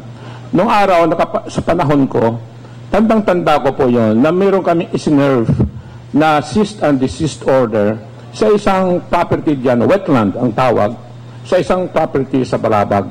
At kasama ko rito nag-serve ay ang presidente nung araw ng BFI at may media pa taga ABS-CBN. Sa order, kautusan po yon ni Secretary Den Atienza. Okay. Hindi po, dito po sa Balabag. Sasabihin ko ngayon, hindi mo naman ako, katulad ako ni Senator Ligarda, na prangka din po ako. Sasabihin ko sa inyo na yun nung araw, yun ay illegal. Pero ngayon, naging legal. At iyon hong nakatayo doon na struktura ay pangangalanan ko rin ho ng Crown Regency ho yun. Isang malaking hotel ho yun. Now, bakit ito naging legal? Kinaso ho ito ng kagalang-galang Secretary Atienza din. At sila ang kinaso, ang DNR. Nanalo po sila sapagkat ang kinaso nga nila, nagkaroon ng technicality problem dito, ay wetland. Samantalang sa mapa, wala ho forest land eh. So, ang tiniklaim natin ay wetland, pero actually, sa description, sa property, forest land. Kaya natalo on technicality. Ang DNR po, masasabi ko, illegal ngayon sila. Natalo sa korte. Technicality. Sapagkat, ang ikinaso ay occupying the wetland, which is bawal. Ay yung pala ay sa deklarasyon ay forest land. Court decision mo yun eh. Yes, Madam Chairman, but even in forest land, like say, Bukidnon, hindi naman po tayo pwede maglagay sa hotel sa taas ng Mount Kitanglad because that's under the jurisdiction of the DNR. Supposedly nga ho. Yes po. Oh. So, my question now, fundamental question is, titled na ba ito mga lupa na ito? Wala nga ho eh. Kaya nga nagpapile pala tayo ng bill. Incidentally, the other day nagfile ako ng bill, yun nga, to put order in the island of Boracay regarding the position of these land holdings. Ito po ay refiled bill na pinile nito nung panahon ni Congressman Miraflores at panahon ni refile nung 16 Congress ni Congressman Ted Arisco at na-refile ko ngayon at sa kabutiang palad nung isang araw ay nag-hearing kami, inaprubahan na sa committee level. Ang problema nito, siyempre darating di papunta ito sa Senado, pero meron ding the same bill na pinile si Senator Trillanes at ito binigay sa akin ng folder na ito sa opisina ni Senator Villar.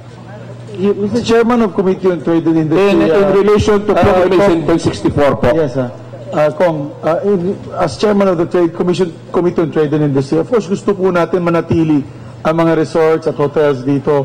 We want trade and industry and commerce to continue. But at the same time, we also have to be very careful that we do not legitimize yung mali.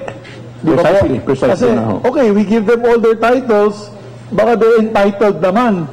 And they will say that they will no longer follow the laws mandated by that we have passed in prior to protect the environment and the water and air and the solid waste of this area. So kaya pinag-aaralan namin na mabuti yan, Your Honor. Pero I'd like to ask the local government if we may, maybe we are barking on the wrong tree here. I think now they're doing a cleanup, tinanggal na yung penno dun, pero maybe to add what Senator Joel has said, could you come up with the timelines? Sino ba na penro na yon?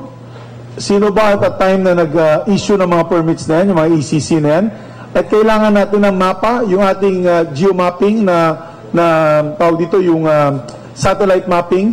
From that time to now, encircle the establishments, name the names, para alam po ng ating komitiba, at para maimbestigahan po natin at magawa natin ng solution in terms of legislation. But I think we should start asking also now, yes, after maybe we can start also asking the local government. Because, tinanong kanina ni Senator Lawrence, sino nagbigay ng business permit?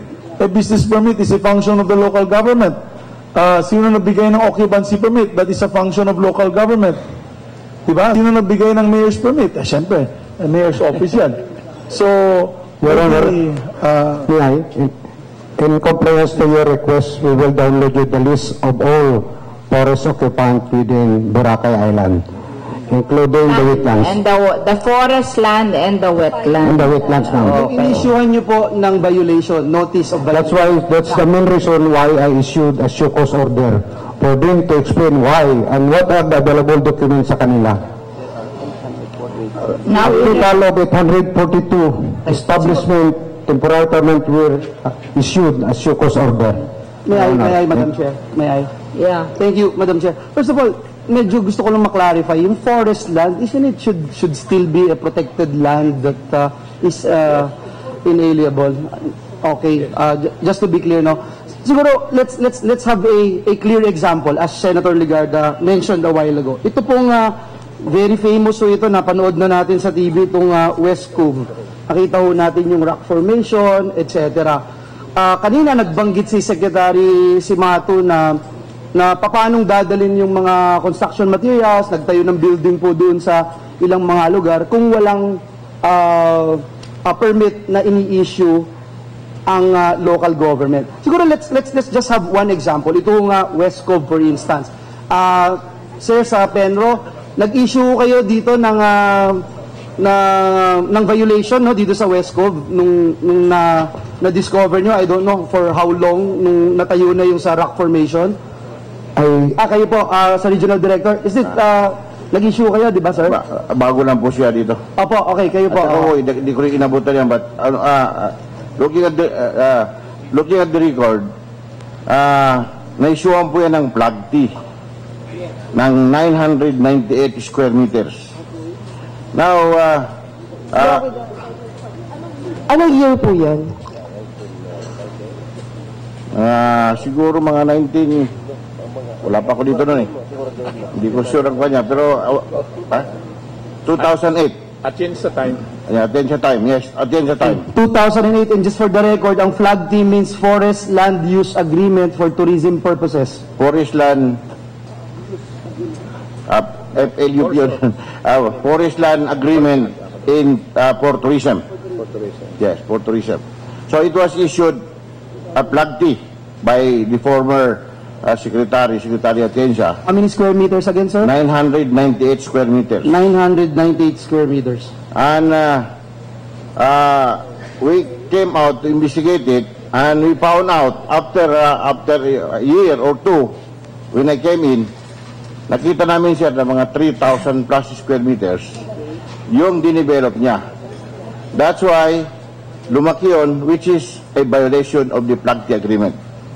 What did you do, sir? So, na-cancel po yung flag T niya na 998. This was when? 2015 na po. After several years of operation. Yes. Okay, ho. Tapos, so, ano pong nangyari? So, dinimanda ho kayo ngayon? Hindi po. Ang nangyari po, the Secretary has issued during the time of Secretary Pahi, pumirma po siya ng cancellation order. But it was not him who signed it.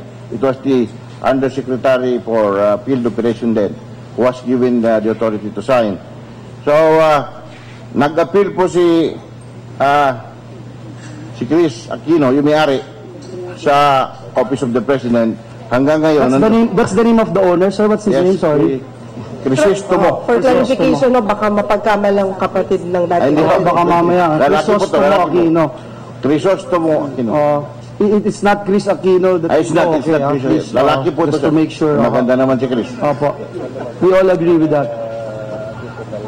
Ano nangyari? So it's not pending still in the Office of the President. So hindi rin kami makamove dahil... Teka lang ho. Bakit po Office of the President? May in-issue, meron akong dokumento yung sa in-issue ng Supreme Court. Hindi ba kinatigan ang DENR doon sa issue na yan? Yan po ako, gusto kong... The last thing that I know is it is still with the Office of the President. Nag-appeal po sila.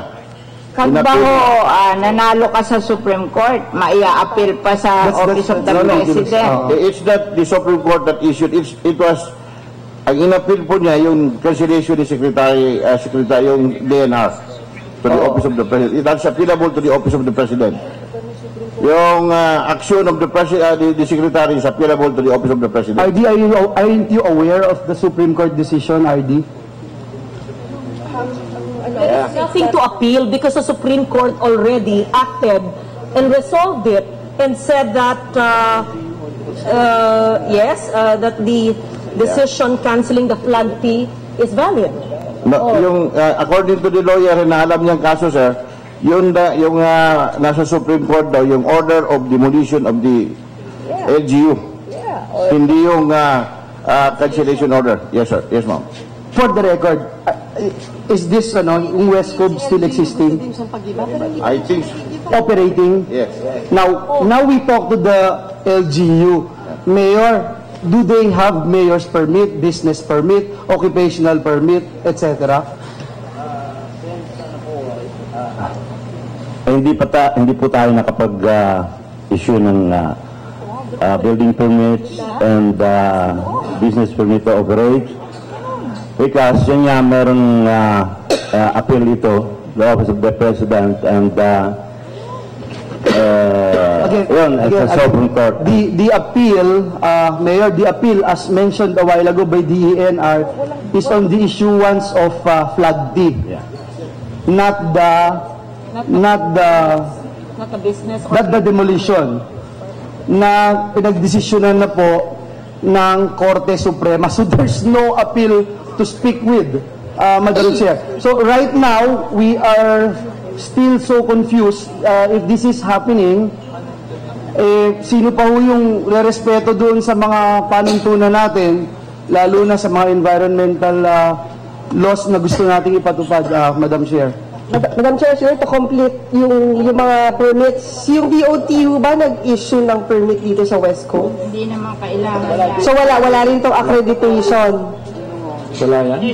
There's no accreditation for There's DOT? no need because it's not mandatory. I-clarify po natin itong issue ng West Cove. Sabi po ng LGU Malay, Mayor, ay wala po kayong ini-issue na maski anong permit sa construction or sa operation po ng business sa West Cove. Wala po. Meron po akong ngayon sa demolition order to demolish the Okay, ang tanong ko po ay may nakatayo yung struktura, wala po kayong binigay na building permit. wala. So illegal po yung kanyang building.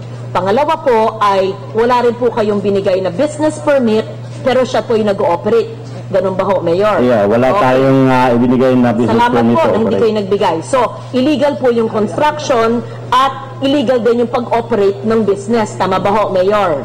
Okay. Tama po yun. Si DNR naman po ay nagbigay ng flag fee sa 998 pero nag-expand to 3,000 at kinansela ang buong 3,000 na flag fee.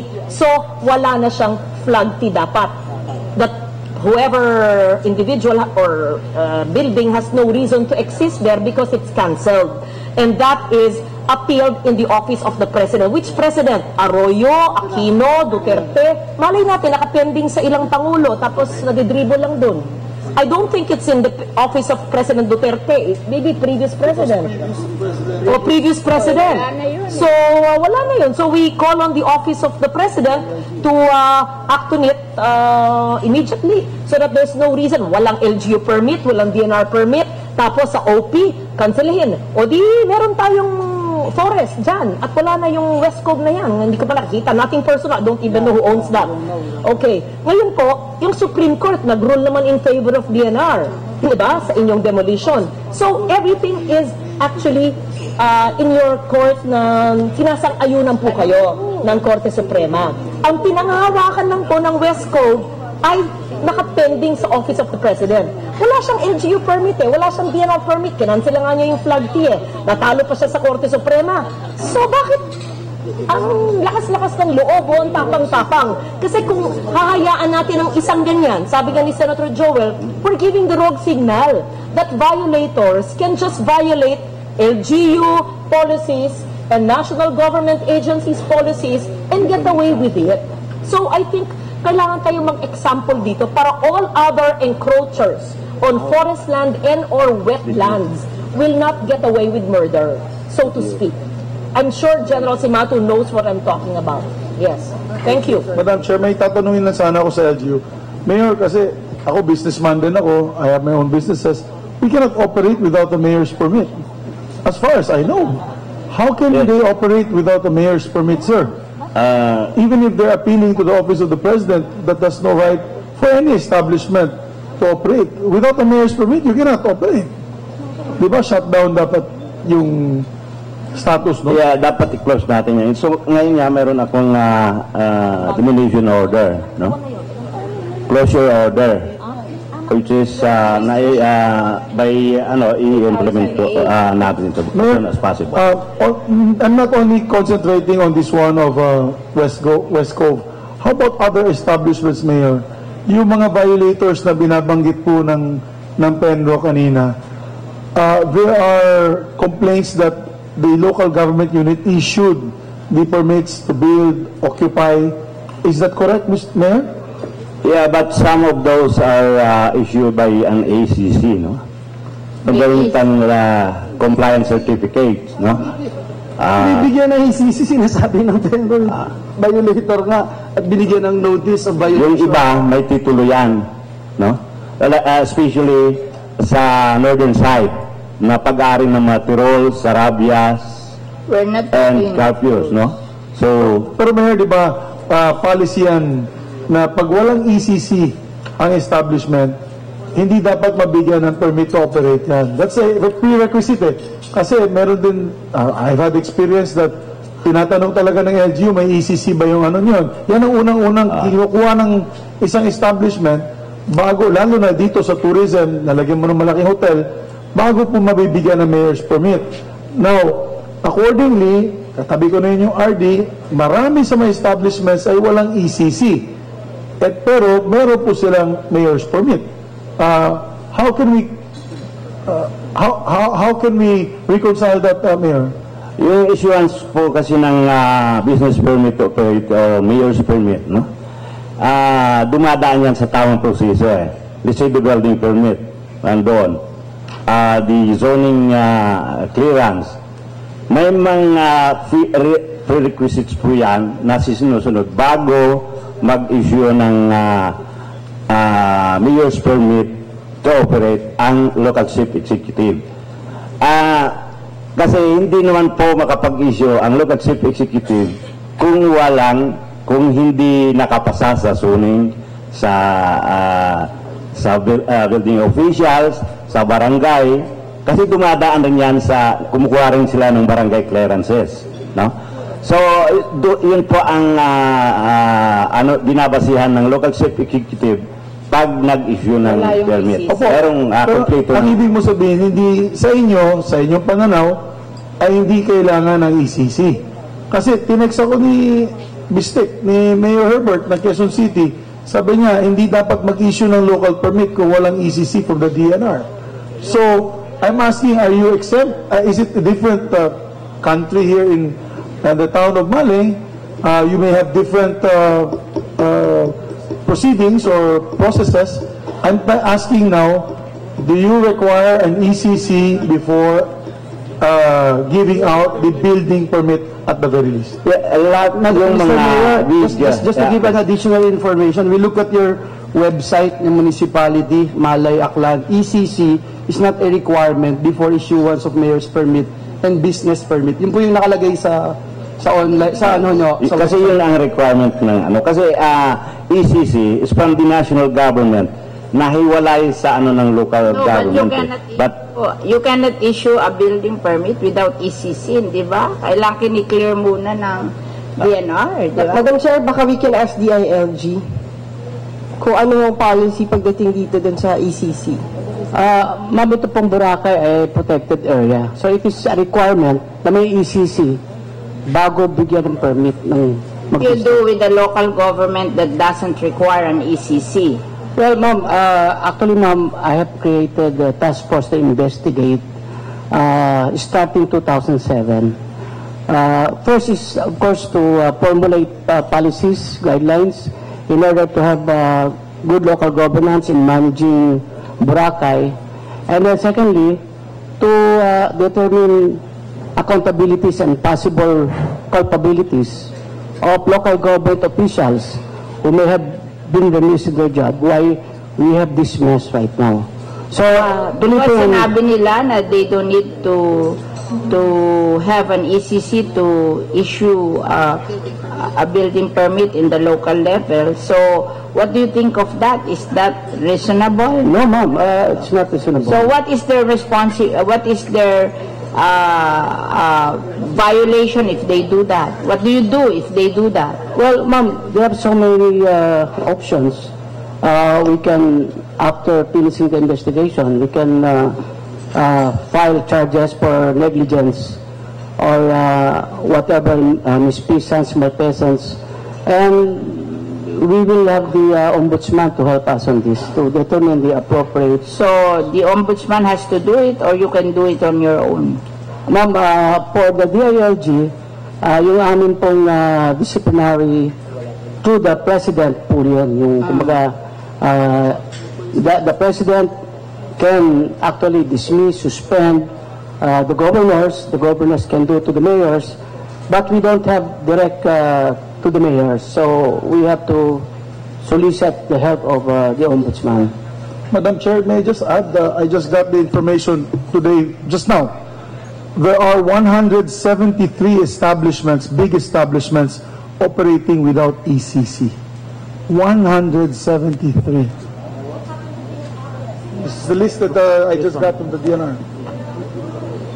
Madam Chair. So, somebody is raising the hand.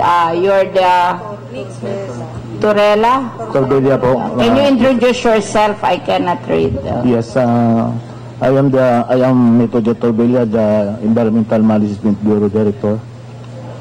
For the record, Madam Senator, prior to the issuance of an environmental compliance certificate to any proposed project, aside from giving also some project description, including the environmental setting of the area, this is a must requirement. A proof of authority over the project site, that is the land title, lease agreement, or the absolute deed of sale.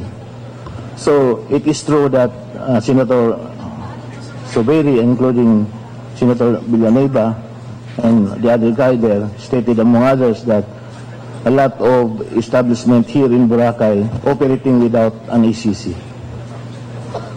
That's for the record. Violation of the law?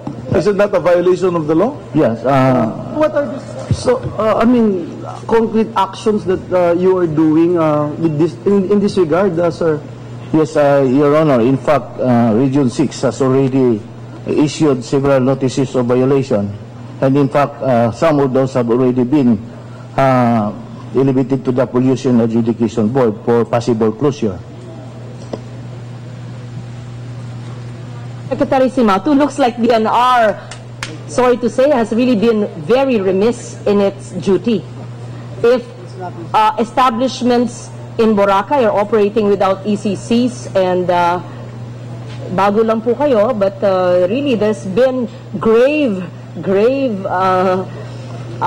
sins of omission. Ma'am, may respectfully explain this. One of the weakest link of the DNR is enforcement of environmental laws. The EMB that is supposed to be taking charge of this is situated in Iloilo City. There is no EMB in Senro and Penro. So nobody will be interested to come here because that's not, the Senros and the Penros are only performing duties in land titling and forestry. No. They don't have anything to do with the EMB. So what I did is to restructure the organization of the DNR by putting somebody in the Penro and Senro EMB people, personnel. And at the same time, sometimes the EMB are not being respected by people. So I hired 140 lawyers, Your Honor, to be placed one each in this Senro, in the community. So we have already a lawyer here in Boracay now, and the Senro. That's why I told them to go around and ensure that you enforce the environmental laws. Now, that is really one of the problems of the DNR, the enforcement capability. So I was even proposing a bureau of the DNR for enforcement purposes. And in fact, if I will, because of the situation what happened here in Boracay, this is probably a wake-up call. The enforcement capability is really very lacking in DNR. I'm glad you mentioned that, Secretary. Tulungan niyo po kami, natulungan kayo na magkaroon kayo ng ngipin at pangil para po ipatupad ang ating mga batas, clean air, clean water, solid waste. Ano po yung polisiya o batas na ipapasa namin kaagad para po mapatibay. Pero sapat na po yung batas, strict na po yung mga batas, may mga penalties mo, may punitive action na po eh. At maliban po din yung ombudsman, si Deputy Ombudsman Mosquera, meron tayong environmental ombudsman para po ang mga lokal na pamahalaan ay matatakot na hindi magpatupad ng ating environmental laws.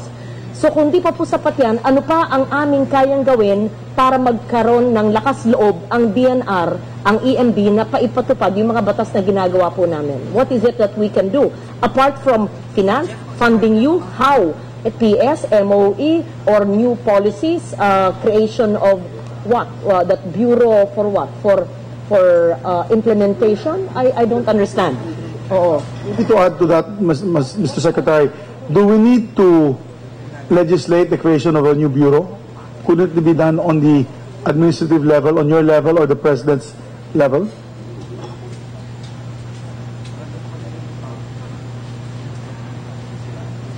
Just a legal department to prosecute, di ba?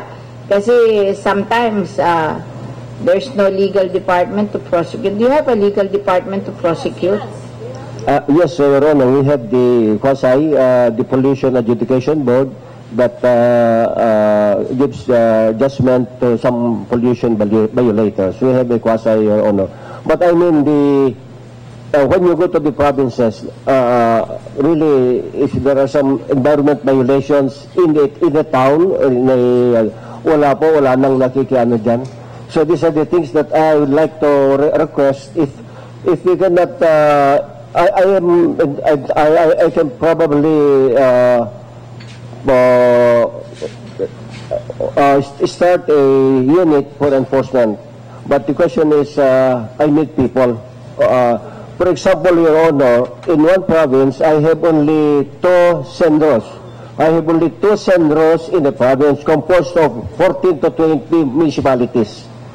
And nobody is minding environmental problems in municipality, except that in some municipalities, they have their municipal environment office. But what I mean is that if given additional personnel, authority to hire additional personnel, then I will really start with the organization of an enforcement bureau, Your Honor.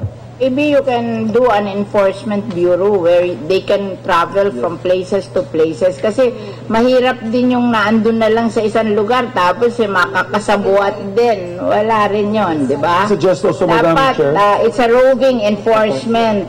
If you have problem here, they go here and enforce if you have problem in other places. Maybe, Madam Chair, reporting to you. I can recommend also that you tap the DILG. Nandyan si Secretary Anyo, General Anyo, to help you with the police force as members of the task force, parang deputized ng DNR.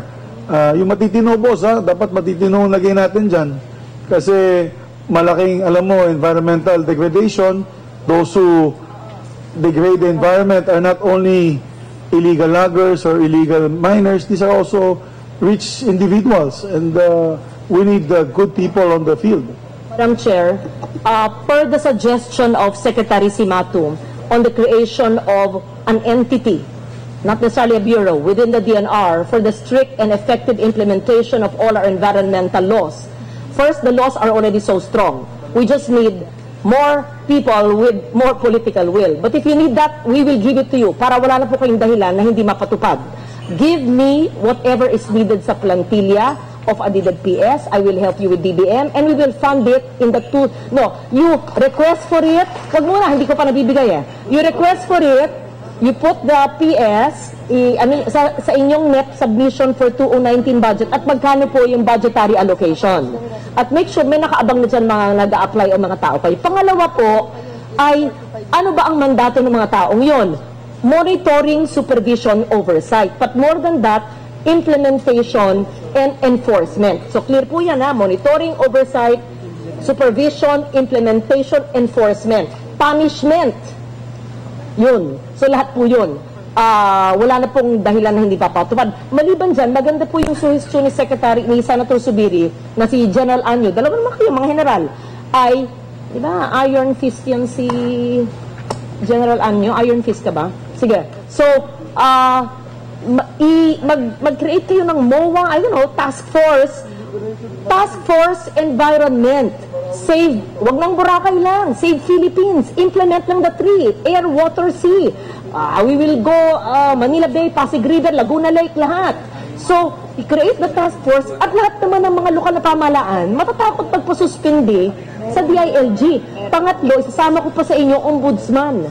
Si Deputy Ombudsman Gerard Mosquera na merong kaming tinatag na task force sa ecological solid waste management na papapuntahin ko dito para makita kung ini-implement. I haven't even gotten to RA 9003. I want to see how they segregate waste at source, recycle, and composting in the 3 barangays. So, yun po. So, suggestion lang po para hindi lang puro tayo talk lang talk, may solusyon po. Sa net po ninyo, lagay na po nyo yung request nyo. Magkano at ilang tao. Pangalawa po, mag-MOA na kayo. Talagang matibay na MOA ng kasama na ang OMB. Only if you agree. I'm not commanding po. I'm just suggesting. Kayong tatlo po with Mosquera. And then, third, whatever else that you need from us na policy, kung kailangan pa ng batas, pero hindi na sa tingin ko, we can do it for you. So, yun lang po ang nakikita kong solusyon na immediate. But those without permits and without ECC, Jet plan you would know to do, then demolish na natin. And then, it's just a matter of calling the office of the president. They can sign it on Monday if it was pending from the previous administration. So you show an example, so everybody's scared.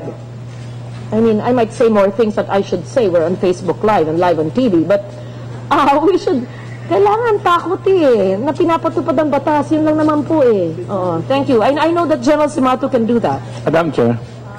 Yes. Madam Chair. We recognize Secretary Anyo. Yes, actually ma'am, we are already coordinating and actually meron na po kami mga effort and plan of actions. Kaya nga po hingi namin yung closure po a number of days because this would be a massive demolition of all these violators. For the meantime, kahit wala pa yung batas na yan, it's just a matter of deputation. Like for example, the DNR nag-deputize sa AP about anti-logging operations in the whole of Mindanao. So we can do that immediately. We have the package. We have law enforcement agencies under the ILG and even the but really, what is good at this discussion is nakaipon-ipon po rito lahat ngayon at nakita natin yung over the years ng mga violations nangyayari because akala nyo isa, trabaho nyo to. Akala naman to isa, trabaho na to. But really, for the local government, trabaho nila mag-enforce lahat din ng national laws, including the environmental protection laws, pati ECC. Kanina pong, because that's the local government code, you are responsible for your municipality or province. And they can call up the ILG, the police, in enforcing that law. Madam Chair, medyo nagagahol na ho tayo sa oras dahil lilipad pa ho kayo sa Iloilo. Baka we can allow the private stakeholders to maybe say their piece at least kahit pagka 5 minutes po. We just want to excuse Secretary Teo because she has a flight. And then we have here in the list 3 officers of the private group. We have here Miss Maria Elena Berger, President, Philippine Chamber of Commerce and Industry, Boracay, Ms. Nanette Graf, the Boracay Foundation, Inc., and Mr. Junicio Salme, the Boracay Foundation, Inc. So maybe they can take turns in explaining their side to this hearing. Ms. Berger. Good afternoon to our senators. We are grateful for this opportunity to have this meeting in Boracay. For the Philippine Chamber of Commerce, Boracay, you have the copy, ma'am, of our statement. The Philippine Chamber of Commerce, Boracay industry is the voice of the business, and it's the instrument for positive change. We believe it is time for action. However, we strongly want to be heard. We say closing Boracay is not a solution to the problems we have been dealing with for a while. To move forward, we need unity among all involved in our agency. As our President Rodrigo Duterte mentioned during his State of the Nation address in 2016, we are imbued in resiliency that has been tested and proven. We have a bond to act together. We have to help each other, for then, and only then, we can truly prevail, and the Filipino disciplined, well-informed, involved from the rise of the rebels of sorrow and pain. So that all the mirrors in the world will reflect the face of a passion that has changed this land. The LGU, Malay, presented a 6-month plan when we had our meeting a few days ago, which we believe can be implemented and enforced in the partnership and supervision of the national authorities. However, we in PCCI think everyone in this room is looking for a long-term sustainable solution. We have a question in our body in the chamber. What will happen after the successful cleanup of 6 months? Based on an objective and scientific studies the chamber has sought, which is, we call it SECAM, together with the expertise of the DNR and the data of PCCI, would like to work hand in hand with anybody doing what ultimately needs to be done in our tourism gateway industry, which is Boracay. As what our dear senators and the body, let's stop pointing fingers or blaming. Let's work together for progress. Currently, we need the government agencies to coordinate together and work towards positive and common goals. Madam Senator, unfortunately, many resorts and hotels have received, as of today, cancellations for the next coming months. Due to the statement made in the media, regardless if these statements were twisted or not, we urge to stop with the statement that will deteriorate Boracay Island, where we all invested our blood, sweat, and tears. We have faith, Madam Senator, especially for your time to be here with us in Boracay as stakeholders, that this administration, as well as our Senate, have in mind that we, being the well-being of our people, environment, and the tourists. Boracay is a world-known tourist destination.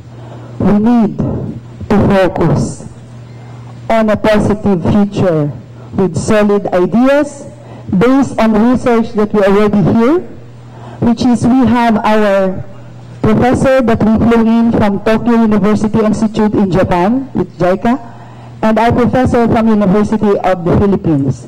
This is the study of SECAM, which our dear Senator Binay mentioned earlier in her speech. This is the study which finished in 2015 and has been followed by the ongoing Blue Carbon Project. Strong enforcement and leadership by our LGUs and unity between the different government agencies to ensure Boracay get through the current obstacles. In behalf of the Philippine Chamber of Commerce and Industry, is committed to sustain growth to the island. We believe in wisdom of well-informed, objective, and pragmatic minds, and the formation of positive solutions. So we want to stand on the front line towards making the world fall in love with Boracay all over again and again. Before I finish Madam Chair, my speech, I'm also going to close this. If you can fly, then run. If you can't run, then walk. If you can't walk, then crawl. But whatever you do, you have to keep moving forward.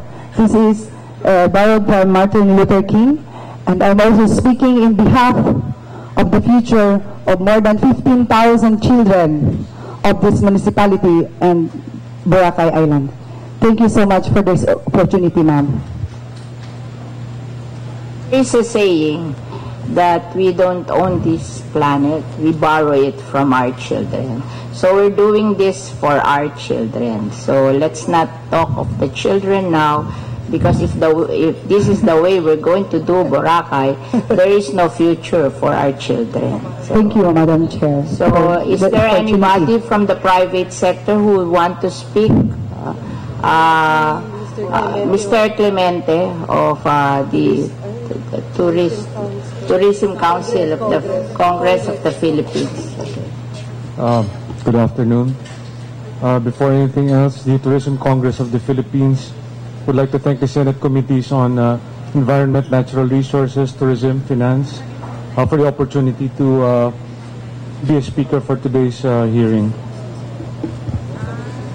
First and foremost, we would like to state that the TCP unequivocally and fully supports the President's call to address and remedy the environmental problems that exist in Boracay. The island is one of the country's prime destinations, and thus it is in our best interest to act now to ensure that the island becomes a sustainable place. In the past couple of weeks, we have watched or read various solutions being offered to fix the island, ranging from total closure to partial closure and other suggestions. From the private sector point of view, we would like to express that we are in total agreement that there are problems that need to be addressed now. Permanent measures are needed to ensure that not only Boracay, but other tourist destinations become sustainable for the future.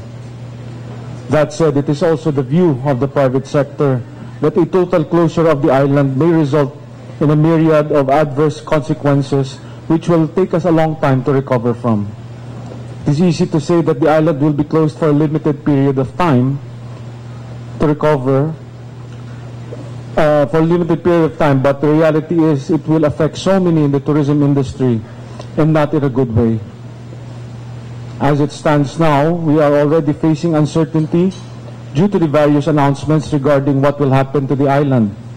We have been constantly receiving questions and even cancellations since the President made his statements. What we recommend is finding a solution which will allow the island to continue accepting tourists and at the same time doing what needs to be done to upgrade Boracay's facilities. The common solution being offered by our stakeholder members is to close down those violating establishments and give them the opportunity to effect repairs that will make them compliant with environmental regulations. Establishments that have been compliant from the beginning should not be penalized for the sins of those who have skirted the law. For my talks with some stakeholders, they are willing to do what needs to be done while imploring that a total closure not be implemented.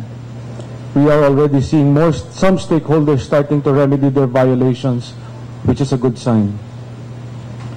A major concern is the plight of the people who work here, who work in Boracay, and what will happen to them if a total closure is implemented. There are between 17,000 to 19,000 workers that depend on the island for their livelihood and will suddenly be thrown into the cold. We have yet to hear of a plan or alternative with regard to those who may be displaced. We are sure that this potential situation may go against the President's and the government's anti-poverty and anti-poor programs. We would also like to recommend that the environmental monitoring process be reinforced and strictly be done to ensure that establishments stay in line. we are in this situation as it is now, obviously, because the proper monitoring was not done by appropriate agencies, as evidenced by existence of violating establishments. There is no denying this. We would also like to recommend that fees being charged to visitors to the island for the environment be plowed back into preserving the environment. Extrapolating from the statistics for Boracay in 2017, revenues from the environmental fee being charged go no lower than 100 million pesos for 2017. This is a substantial amount that can greatly enhance the effort to preserve the Boracay, to enforce Boracay's environment.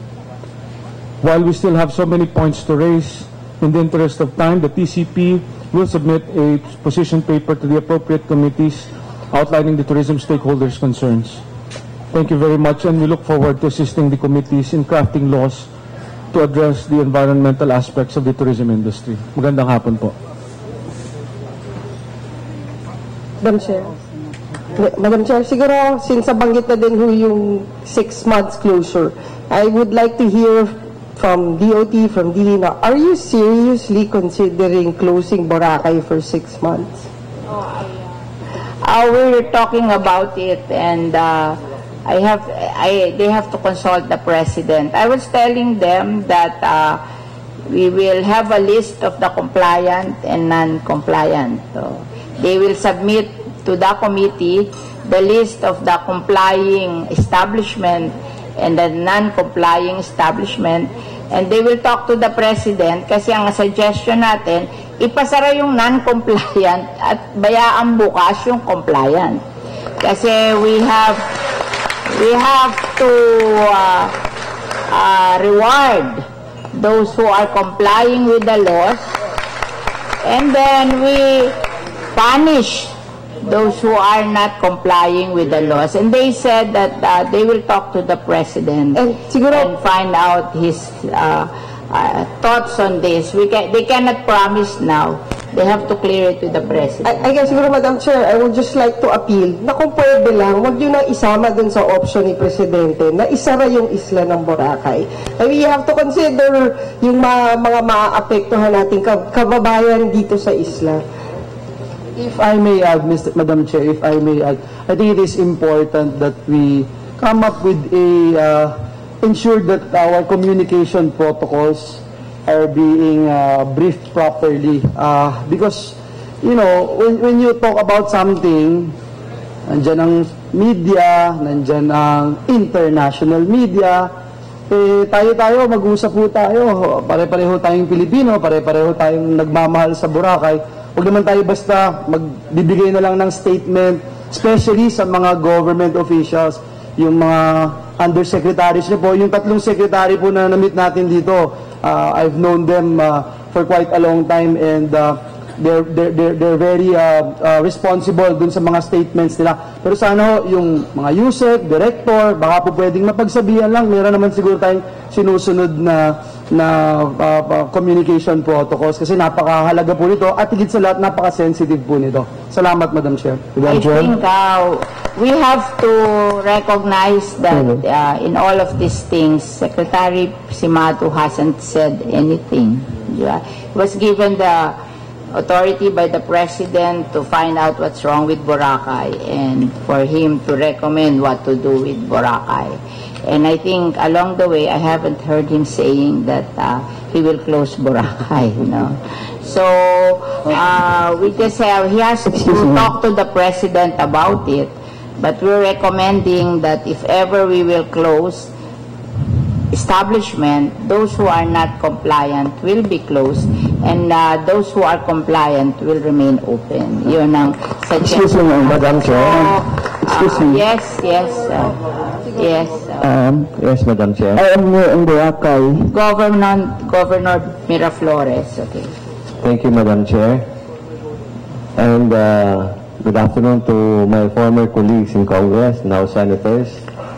And let me state that we're really thankful that you have come here in Boracay to help us resolve these problems facing Boracay. And we're happy that the senators are supporting the fact that only the violators should be punished and the compliant ones should be rewarded. In short, Boracay should not be closed totally, but only those that are not in compliant should be closed. And may I just take this opportunity to thank General Simato, because before this problem came out, he was here already in June last year. And we were discussing already what are the problems of Boracay. And I was asking him that to take the lead to resolve the problems of Boracay. This is because this is mostly an environmental issue. And we can resolve this in the next 6 months that was given to us, because under his instructions, we crafted a 6-month action agenda, how to resolve specific issues. Because the main problem here is sewerage, drainage, solid waste, illegal structures on forest land and wetlands, maybe the roads, because these are too narrow, but with the support of Secretary Villar, I'm sure DPWH can help us here. But this... you know, when the roads are narrow, it's the fault of the people because they don't want to give way to the road. Yes, that is very true. It's easy to cement a road. The problem is if the people are there, then you cannot cement a road. That's the responsibility of the local government to move the people out of the road. The work of public work is just to cement the road. But if you will not move out the people out of the road, then there's no road to build. You know, in my city of Las Piñas, I do the moving out. It's not the Department of Public Works. They cannot do it. Yes, that's very true, madam. As Secretary Villar, that they don't even have a legal department there.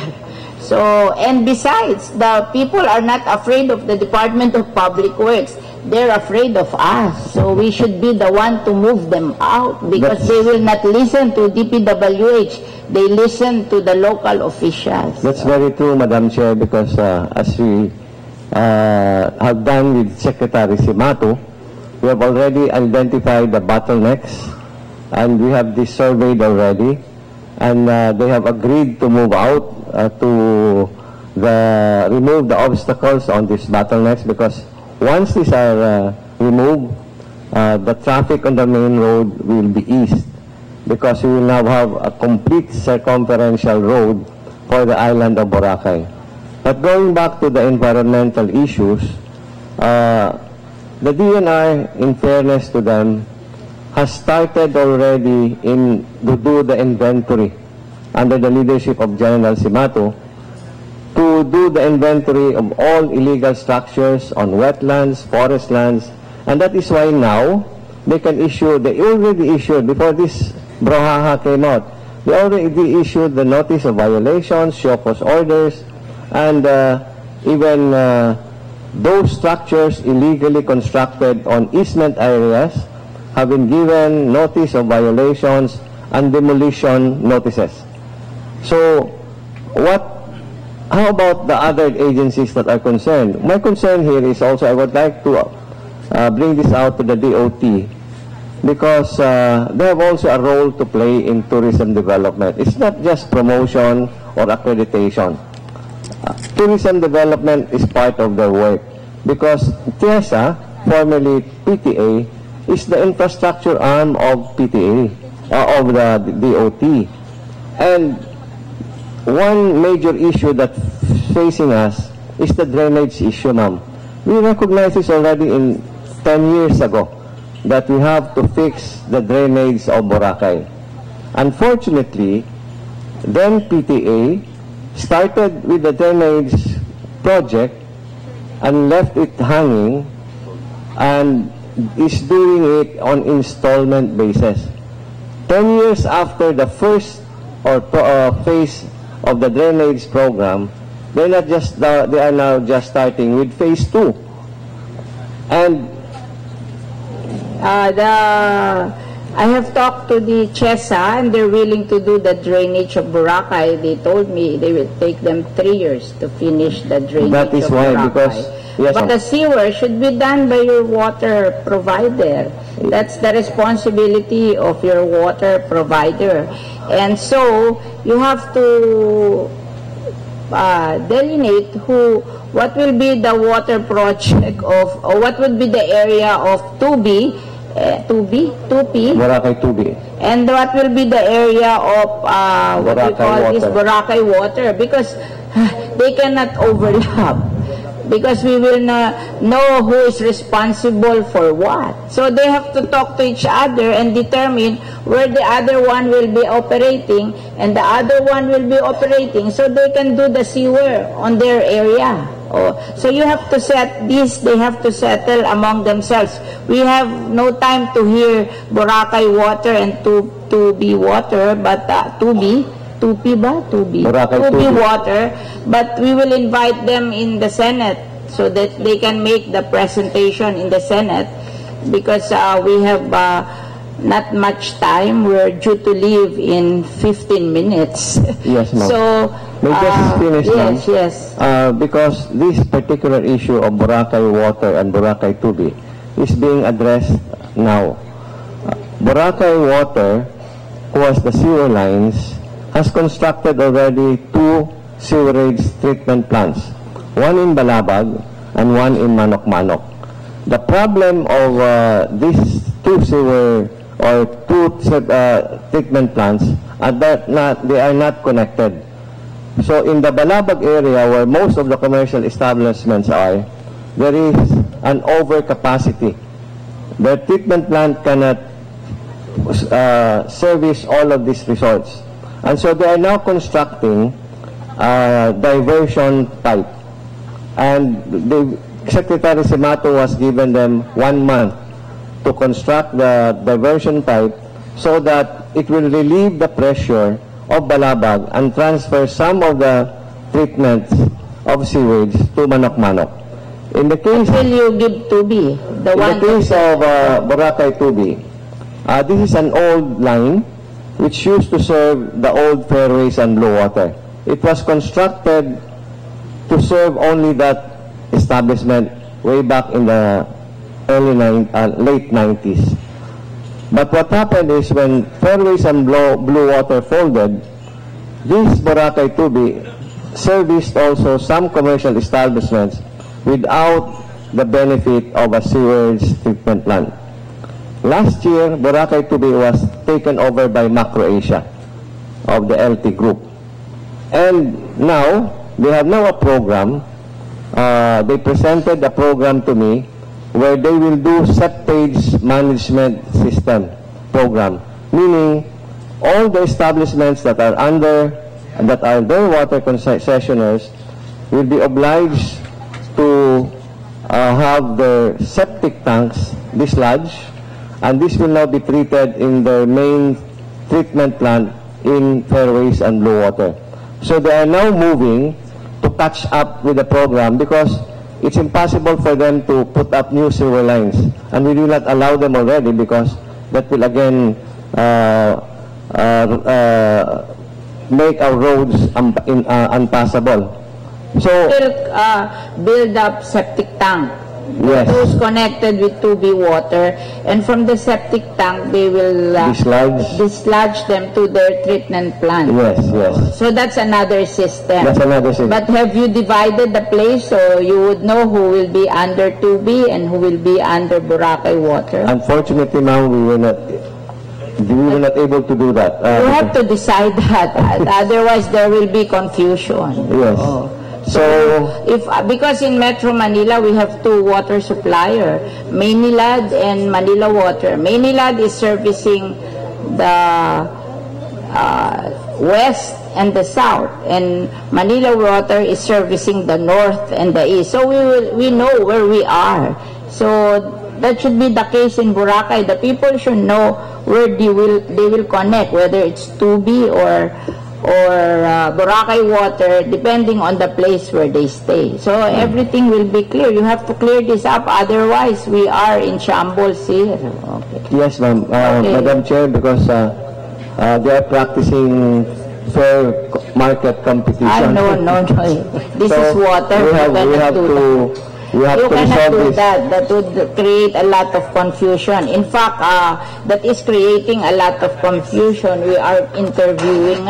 You cannot do that. You have to decide firmly on this. Well, maybe with the help of Secretary Simato, the DNR, can help us with this particular issue. You have to have a delineation. I've never heard of anything that you practice free enterprise with regards to water. That's confusing.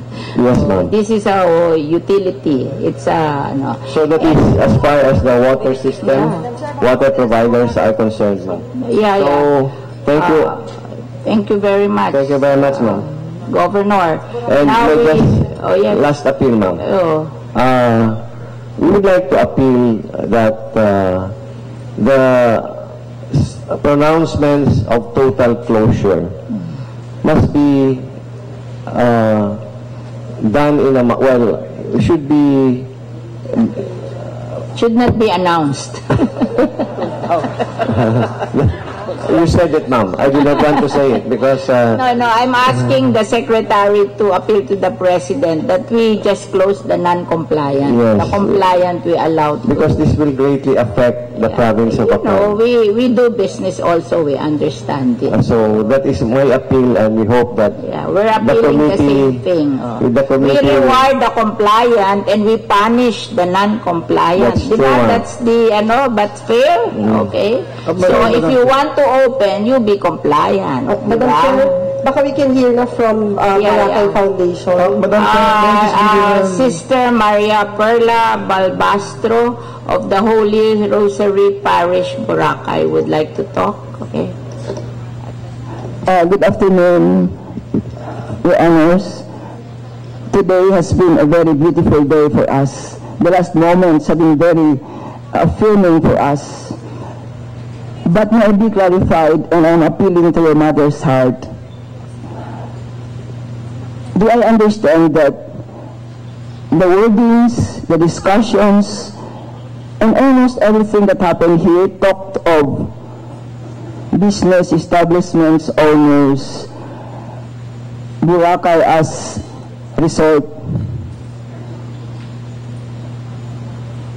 But please let us not forget that how many people are working here, but many of us, according to the statistics of our municipality, there are 56,000 residents of Boracay. I am new to this island, but I consider it home, as all of us who love Boracay. And many of us do not belong to the concerns which have been presented, and even the wordings of the resolutions and the laws seem to emphasize on Boracay as a tourist spot or business or whatever. But please don't forget the people here, especially the heroes of Boracay. And who are the heroes for me? Yung nagtitinda dyan ng mga balot sa daan, nagtitinda ng fried chicken na 10 pesos ang isang piece, nagtitinda ng maliliit na bagay para mabuhay ang mga small workers here. These are the heroes of Boracay, and they are the ones who suffer much from the pitiable situation that we find Boracay. Naglalakad sa baha na nanggaling sa mga CR every day. We should not worry about the tourists. Marami silang pera, mapakamot sila. Pero mga taong maliliit who live here, who call this home, who has been here since time immemorial, na hindi lang turista, hindi lang workers, majority are still here, and they seem to have not spoken how much they have suffered. Whatever the decision is, I think, Ma'am, and the President, these are the primary people who should also be considered. We always consider the welfare of the people. Don't worry about that. In all our decision in the Senate, we always consider the welfare, especially of the poor. In the wordings, even in the titles. Yes. We can call now the spokesman from the Boracay Foundation if they want to say their piece. Okay. Ms. Nanette Graff. Okay. Good afternoon, Madam Chair. And thank you for allowing me to read some important points, or I hope I may be allowed to read some important points from our official statement. We have provided copies to all of you of the complete BFI statement. However, I ask that I be given this once-in-a-lifetime opportunity to share the real sentiments of the Boracay stakeholders. It will only take a little over 5 minutes po. May I proceed, Madam Chair? Okay. Good afternoon to our highly distinguished guests. First and foremost, our respected senators who sacrificed their time and efforts to be with us today, to a most historic day, to finally have all of you gathered here in our home, Boracay Island. If our beloved Boracay Island could speak now, I am very sure she must be very pleased with all the attention that is finally given to her. Although we all wish it was under a better circumstances and in a better light. Nonetheless, we, the Boracay Foundation, the leading business organization of Boracay in existence in the past 20 years, would like to extend our deepest appreciation to our President for his marching orders to all agencies, government units, and departments concerned to do their due diligence in responding to the needs of this island, which has given 56 billion in tourism receipts to the national government. I particularly emphasize the word national because we believe everyone should acknowledge that Boracay is a national concern. All of us from the local community and the national government have in one way or another benefited from the island's success and has therefore contributed to all these issues we are currently facing. And as such, Boracay needs both the combined strengths of the public and private sectors. The past few weeks, we have found our community at a loss. Barrages of national media with pressures from all sides about varying numbers of violators without official lists from DOT or DNR to identify said violators. News of closing down the island's permits through the whole community, causing confusion and discord. Deceitful individuals taking advantage of our current situation by asking for money in exchange of lobbying our concerns to the President and so on. We in the BFI are sincerely appreciative and are truly grateful that government agencies are now all focused on working towards the healing of Boracay, and we assure you of our cooperation. But we ask that implementation be within the confines of the law, following due process and giving utmost respect to existing vested rights. Most importantly, we seek all agencies' support and assistance in cleaning up the mess with the least possible disruption to the businesses that are compliant. We welcome the DNR pronouncement on January 9 regarding land classification. This has been the clamor of the landowners since 2008, that there were discrepancies in land classifications. However, these classifications should be subjected to the existing vested rights either through the title or through payment of tax declarations since 1945 to present. We agree that illegal settlers should definitely vacate the forest lands. Moreover, we humbly ask the DNR to revisit the 15 meters of the centerline easement requiring a long main road. Secretary Simato, this road po and the establishments along it have been in existence even before the presidential decree since 1064 by former President Gloria Macapagal-Arroyo. We recommend that we find a middle ground and implement a 6-meter setback on each side and adopt our municipal ordinance po. This is more feasible and realistic for a very small island. The 25 plus 5 meter easement has also been mostly addressed and compliant already. We ask the DOT to be more constructive and perhaps put on more positive spin on the island's current transformative state, rather than call it a state of calamity. For instance, pitting island destinations against each other is a bit irresponsible and does not contribute to the main goal of attracting more tourists to visit our wonderful destinations. The very long line of red tape and past problems has all contributed to the cumulative degradation of our environment and way of life. To get things straight, the government, both national and local, have their accountabilities. A classic example is our circumferential road mentioned by our governor earlier, but it needs to be completed, and the long-delayed, unfinished DOT-TSA drainage project, which we have begged to be completed for more than 10 years. It is a major reason for all the flooding in the island. We ask that this project be religiously scrutinized to ensure strict implementation.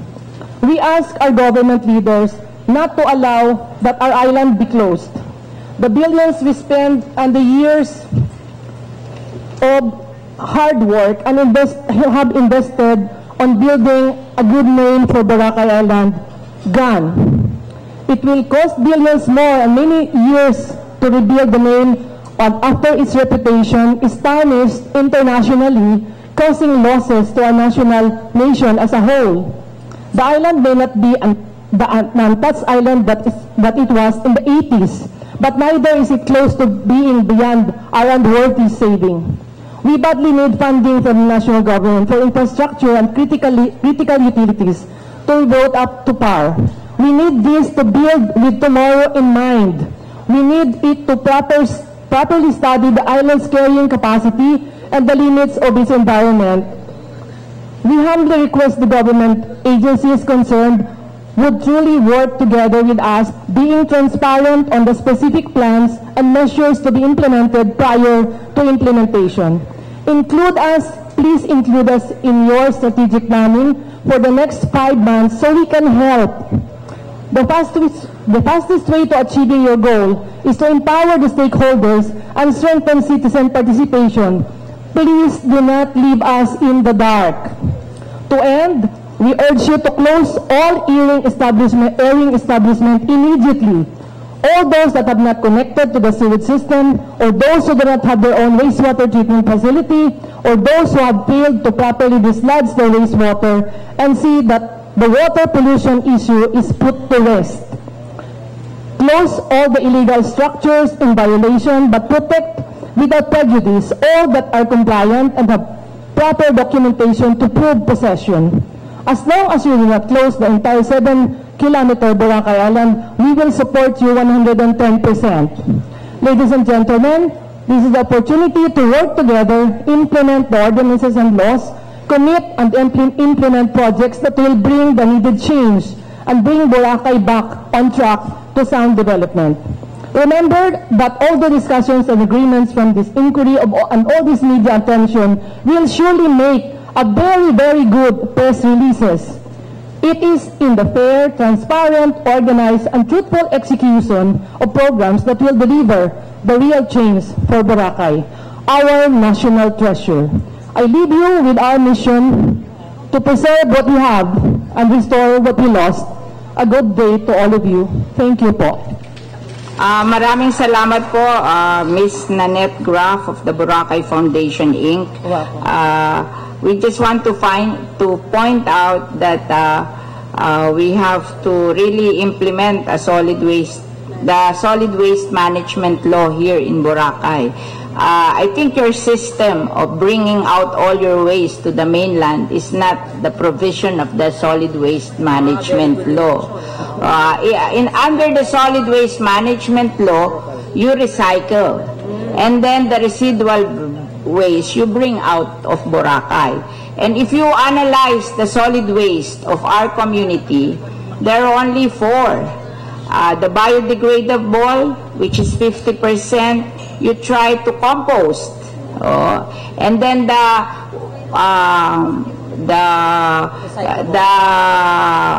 paper, which is 15%, you can sell because there are really people buying paper because they recycle it also again into paper.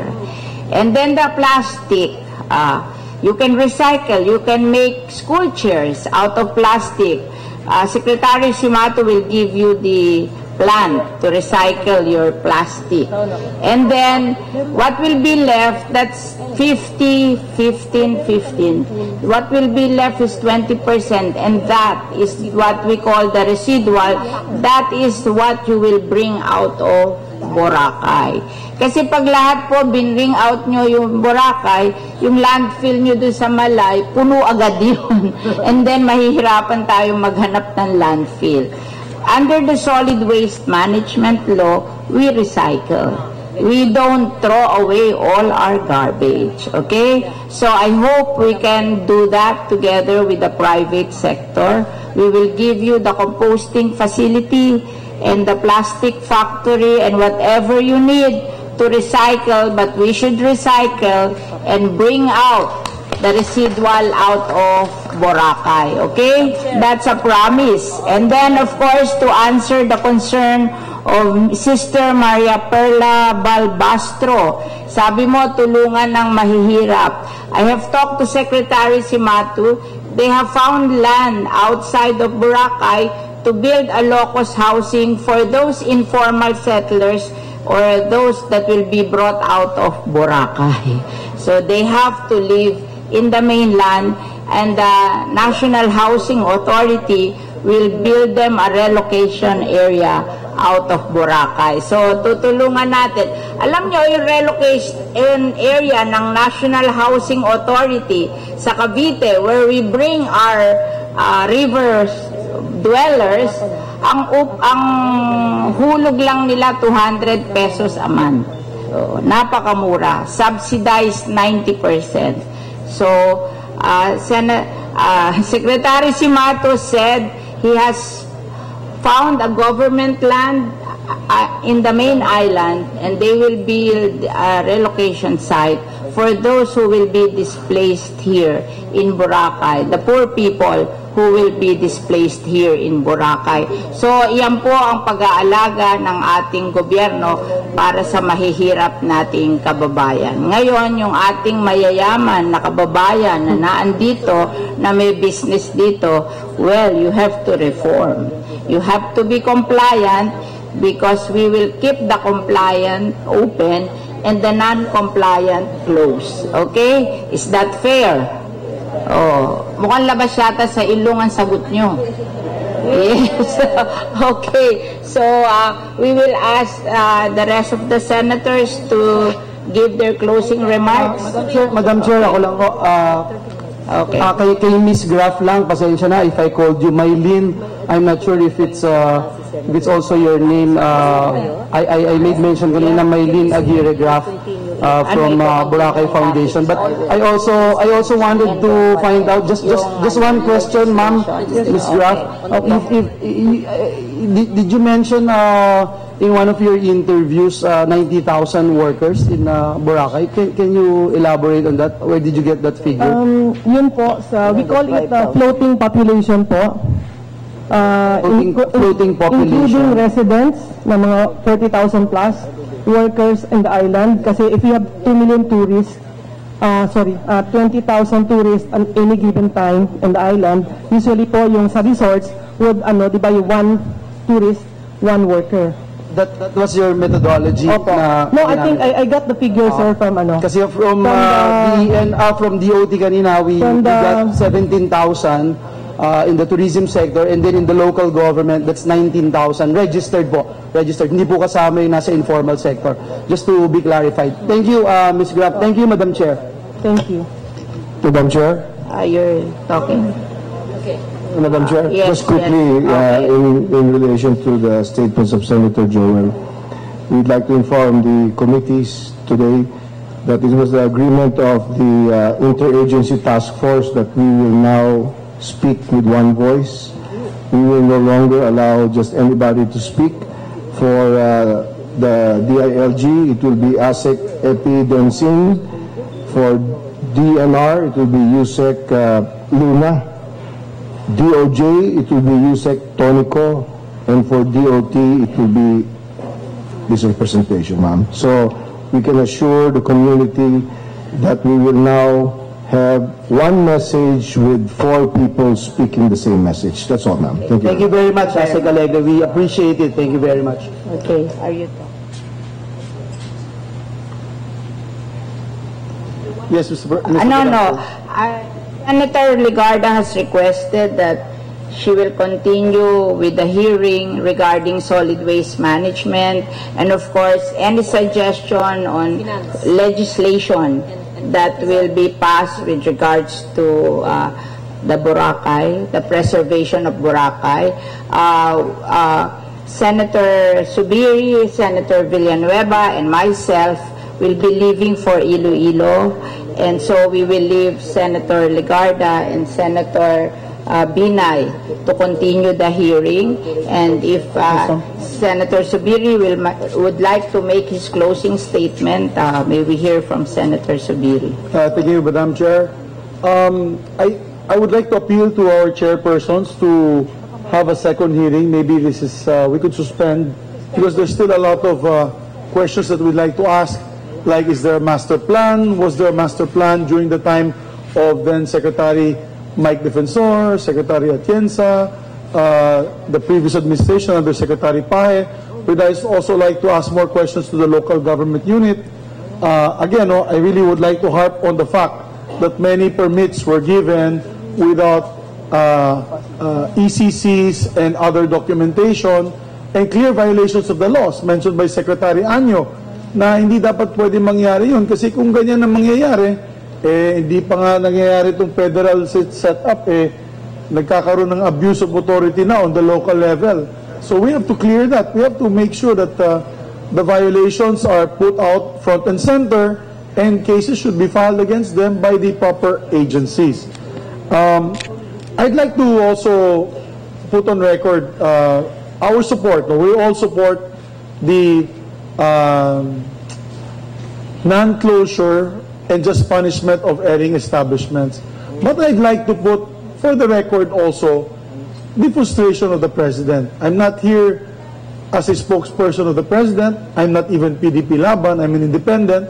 Ang akin lang is I share his frustration. Dapat makilala nyo na yung Presidente natin na yun. Pag galit siya, he means it. And it's only now that we're taking it the bull by the horns kasi meron talagang tayong Pangulo na pag sinabi niya close down talaga. Parang ngayon lang tayo na nagising. This is a problem. My very good friend, Secretary Mike Defensor, was persona non grata in this island when they tried to clean it up. And then, maganda pa yung isla noon. That was early 2000. Tapos yan, napabayaan. Ngayon, nakita na po natin na yun. Kung hindi po natin gagawin ng paraan ito, mga kapatid, my brothers and sisters here in Boracay, what's going to happen is the environmental degradation will be too much. You will have houses all the way to the tuktok. There will be no trees anymore left in this island. And remember, tourism is first impressions. When I take my family to a tourist destination here or abroad, when I see it is a disaster, I'll never go back. So you may have the tourists coming here, my friends. 2 million this year, maybe more next year. But will those 2 million want to come back? That is the question. And I said again, yesterday when I went to the mall, I could not even move anymore. Para kami nasa SM Mega Mall. Ganun kapuno. Now, if I was a tourist who wants to have a nice relaxation with my children and my wife, I may think twice in coming back to Boracay.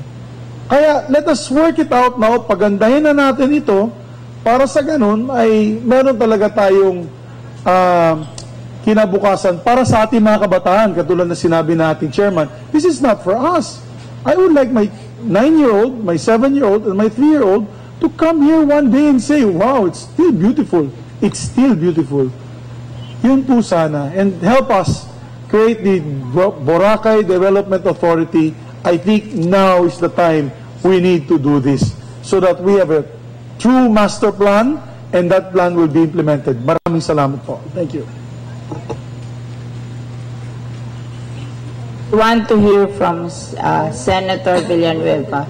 Thank you, Madam Chair. First of all, again, let me congratulate our chairperson for calling this committee hearing here in Boracay. Again, as I mentioned a while ago, Madam Chair, let us save Boracay. We can't afford a sad-looking Boracay. Hindi, magkuklosing ako.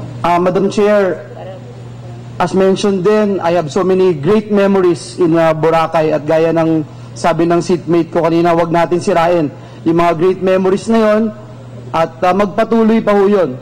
Sek, dito kami nagligawan na mag-asawa hanggang naging mag-asawa ho kami dito sa Boracay. Mr. Chairman, si Mix, maraming storya ho dito pero ayaw na po yung sabihin ng public. Dito ako sinagot ng aking asawa na maging girlfriend. Girlfriend ko. Again, that's why we can't afford a sad-looking Boracay. We are here to help. We are here to do our part, to give our best. Kanina, dito sa hearing pa lang, napakaklaro na, ang dami na, no, na napag-usapan. Funding, for instance, nandito ang chairperson ng Committee on Finance. Ang pinakamabait, alam naman nating pinakamaganda rin na chairperson ng Finance sa kasaysayan, at pinaka-generous. Kaya kanina, yung mga pangangailangan nyo, infrastructure, etc., natugunan na ho at nandito ang ating Committee on Finance. Nabanggit din po yung housing programs, nabanggit din po yung mga livelihood programs, waste management programs, etc. Ito po yung dala nitong committee na ito. Meron pong solusyon, meron pong mga immediate solutions na po pwede tayo kaagad na panghawakan at alam natin na makakatulong sa ating mga kababayan. Again, we can't afford a sad-looking Boracay. It's not too late. Magising na po sana tayong lahat sa katotohanan na talaga pong may problema ang isla at kinakailangan ding matuto ng ilang mga neighboring islands natin dito sa Pilipinas sa karanasan at experiences ng Boracay Island. Mukhang naabuso po yung tinatawag na carrying capacity ng Boracay. Yes, I agree that carrying capacity is a moving target, but we need to have the technology and sustainable infrastructure to support that. I believe that the current propensity to grow cannot be sustained unless we act now. At yung napaka-urgent concern, binanggit kanina na dito sa committee, yung urgent concern yung massive clean-up. Urgent concern, yung implement po natin itong Clean Air Act. Implement natin ang Ecological Solid Waste Management Act. Implement natin ang Philippine Clean Water Act of 2004. Binanggit din po kanina yung communication protocols, yung problema na kung sino-sino nagsasalita at napaka-delikado and sometimes very sensitive yung issues. So kailangan, we have to be sensitive. Naayos na din po kaagad, binanggit kanina ni Asek Alegre. Napakaklaro po na human-induced itong problema natin dito sa isla ng Boracay. At kinakailangan talagang kumilos tayong lahat at magtulong-tulong. Madami pong benepisyo na binigay ang Boracay Island sa ating mga kababayan, sa ating mga kapwa Pilipino. Trabaho, unang-una, at tayo pong lahat may pananagutan. May pananagutan dito na magtulong-tulong to save our beloved island, Boracay. Muli, maraming salamat po sa inyo at pagpalain tayong lahat ng ating Panginoong Diyos. We will ask you to stay because Senator Lauren Ricardo will discuss some issues, but Senator Villanueva, myself, and Senator Subiri will be leaving. Rest assured that Senator Lauren will suspend the hearing because we will continue with the hearing in Manila to discuss some other points and some other reports that we have required.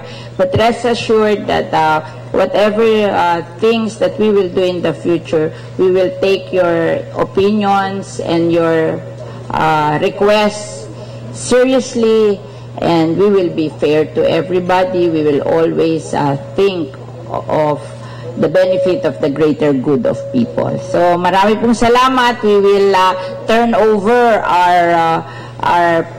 to our new presiding officer, thank you, Senator Ligarda, and thank you very much, and we'll see you in Manila. Thank you. Thank you. Promise 30 minutes. Thank you very much, Madam Chairman, Senator Cynthia Villar. Thank you, Senators Mig Subiri and Joel Villanueva.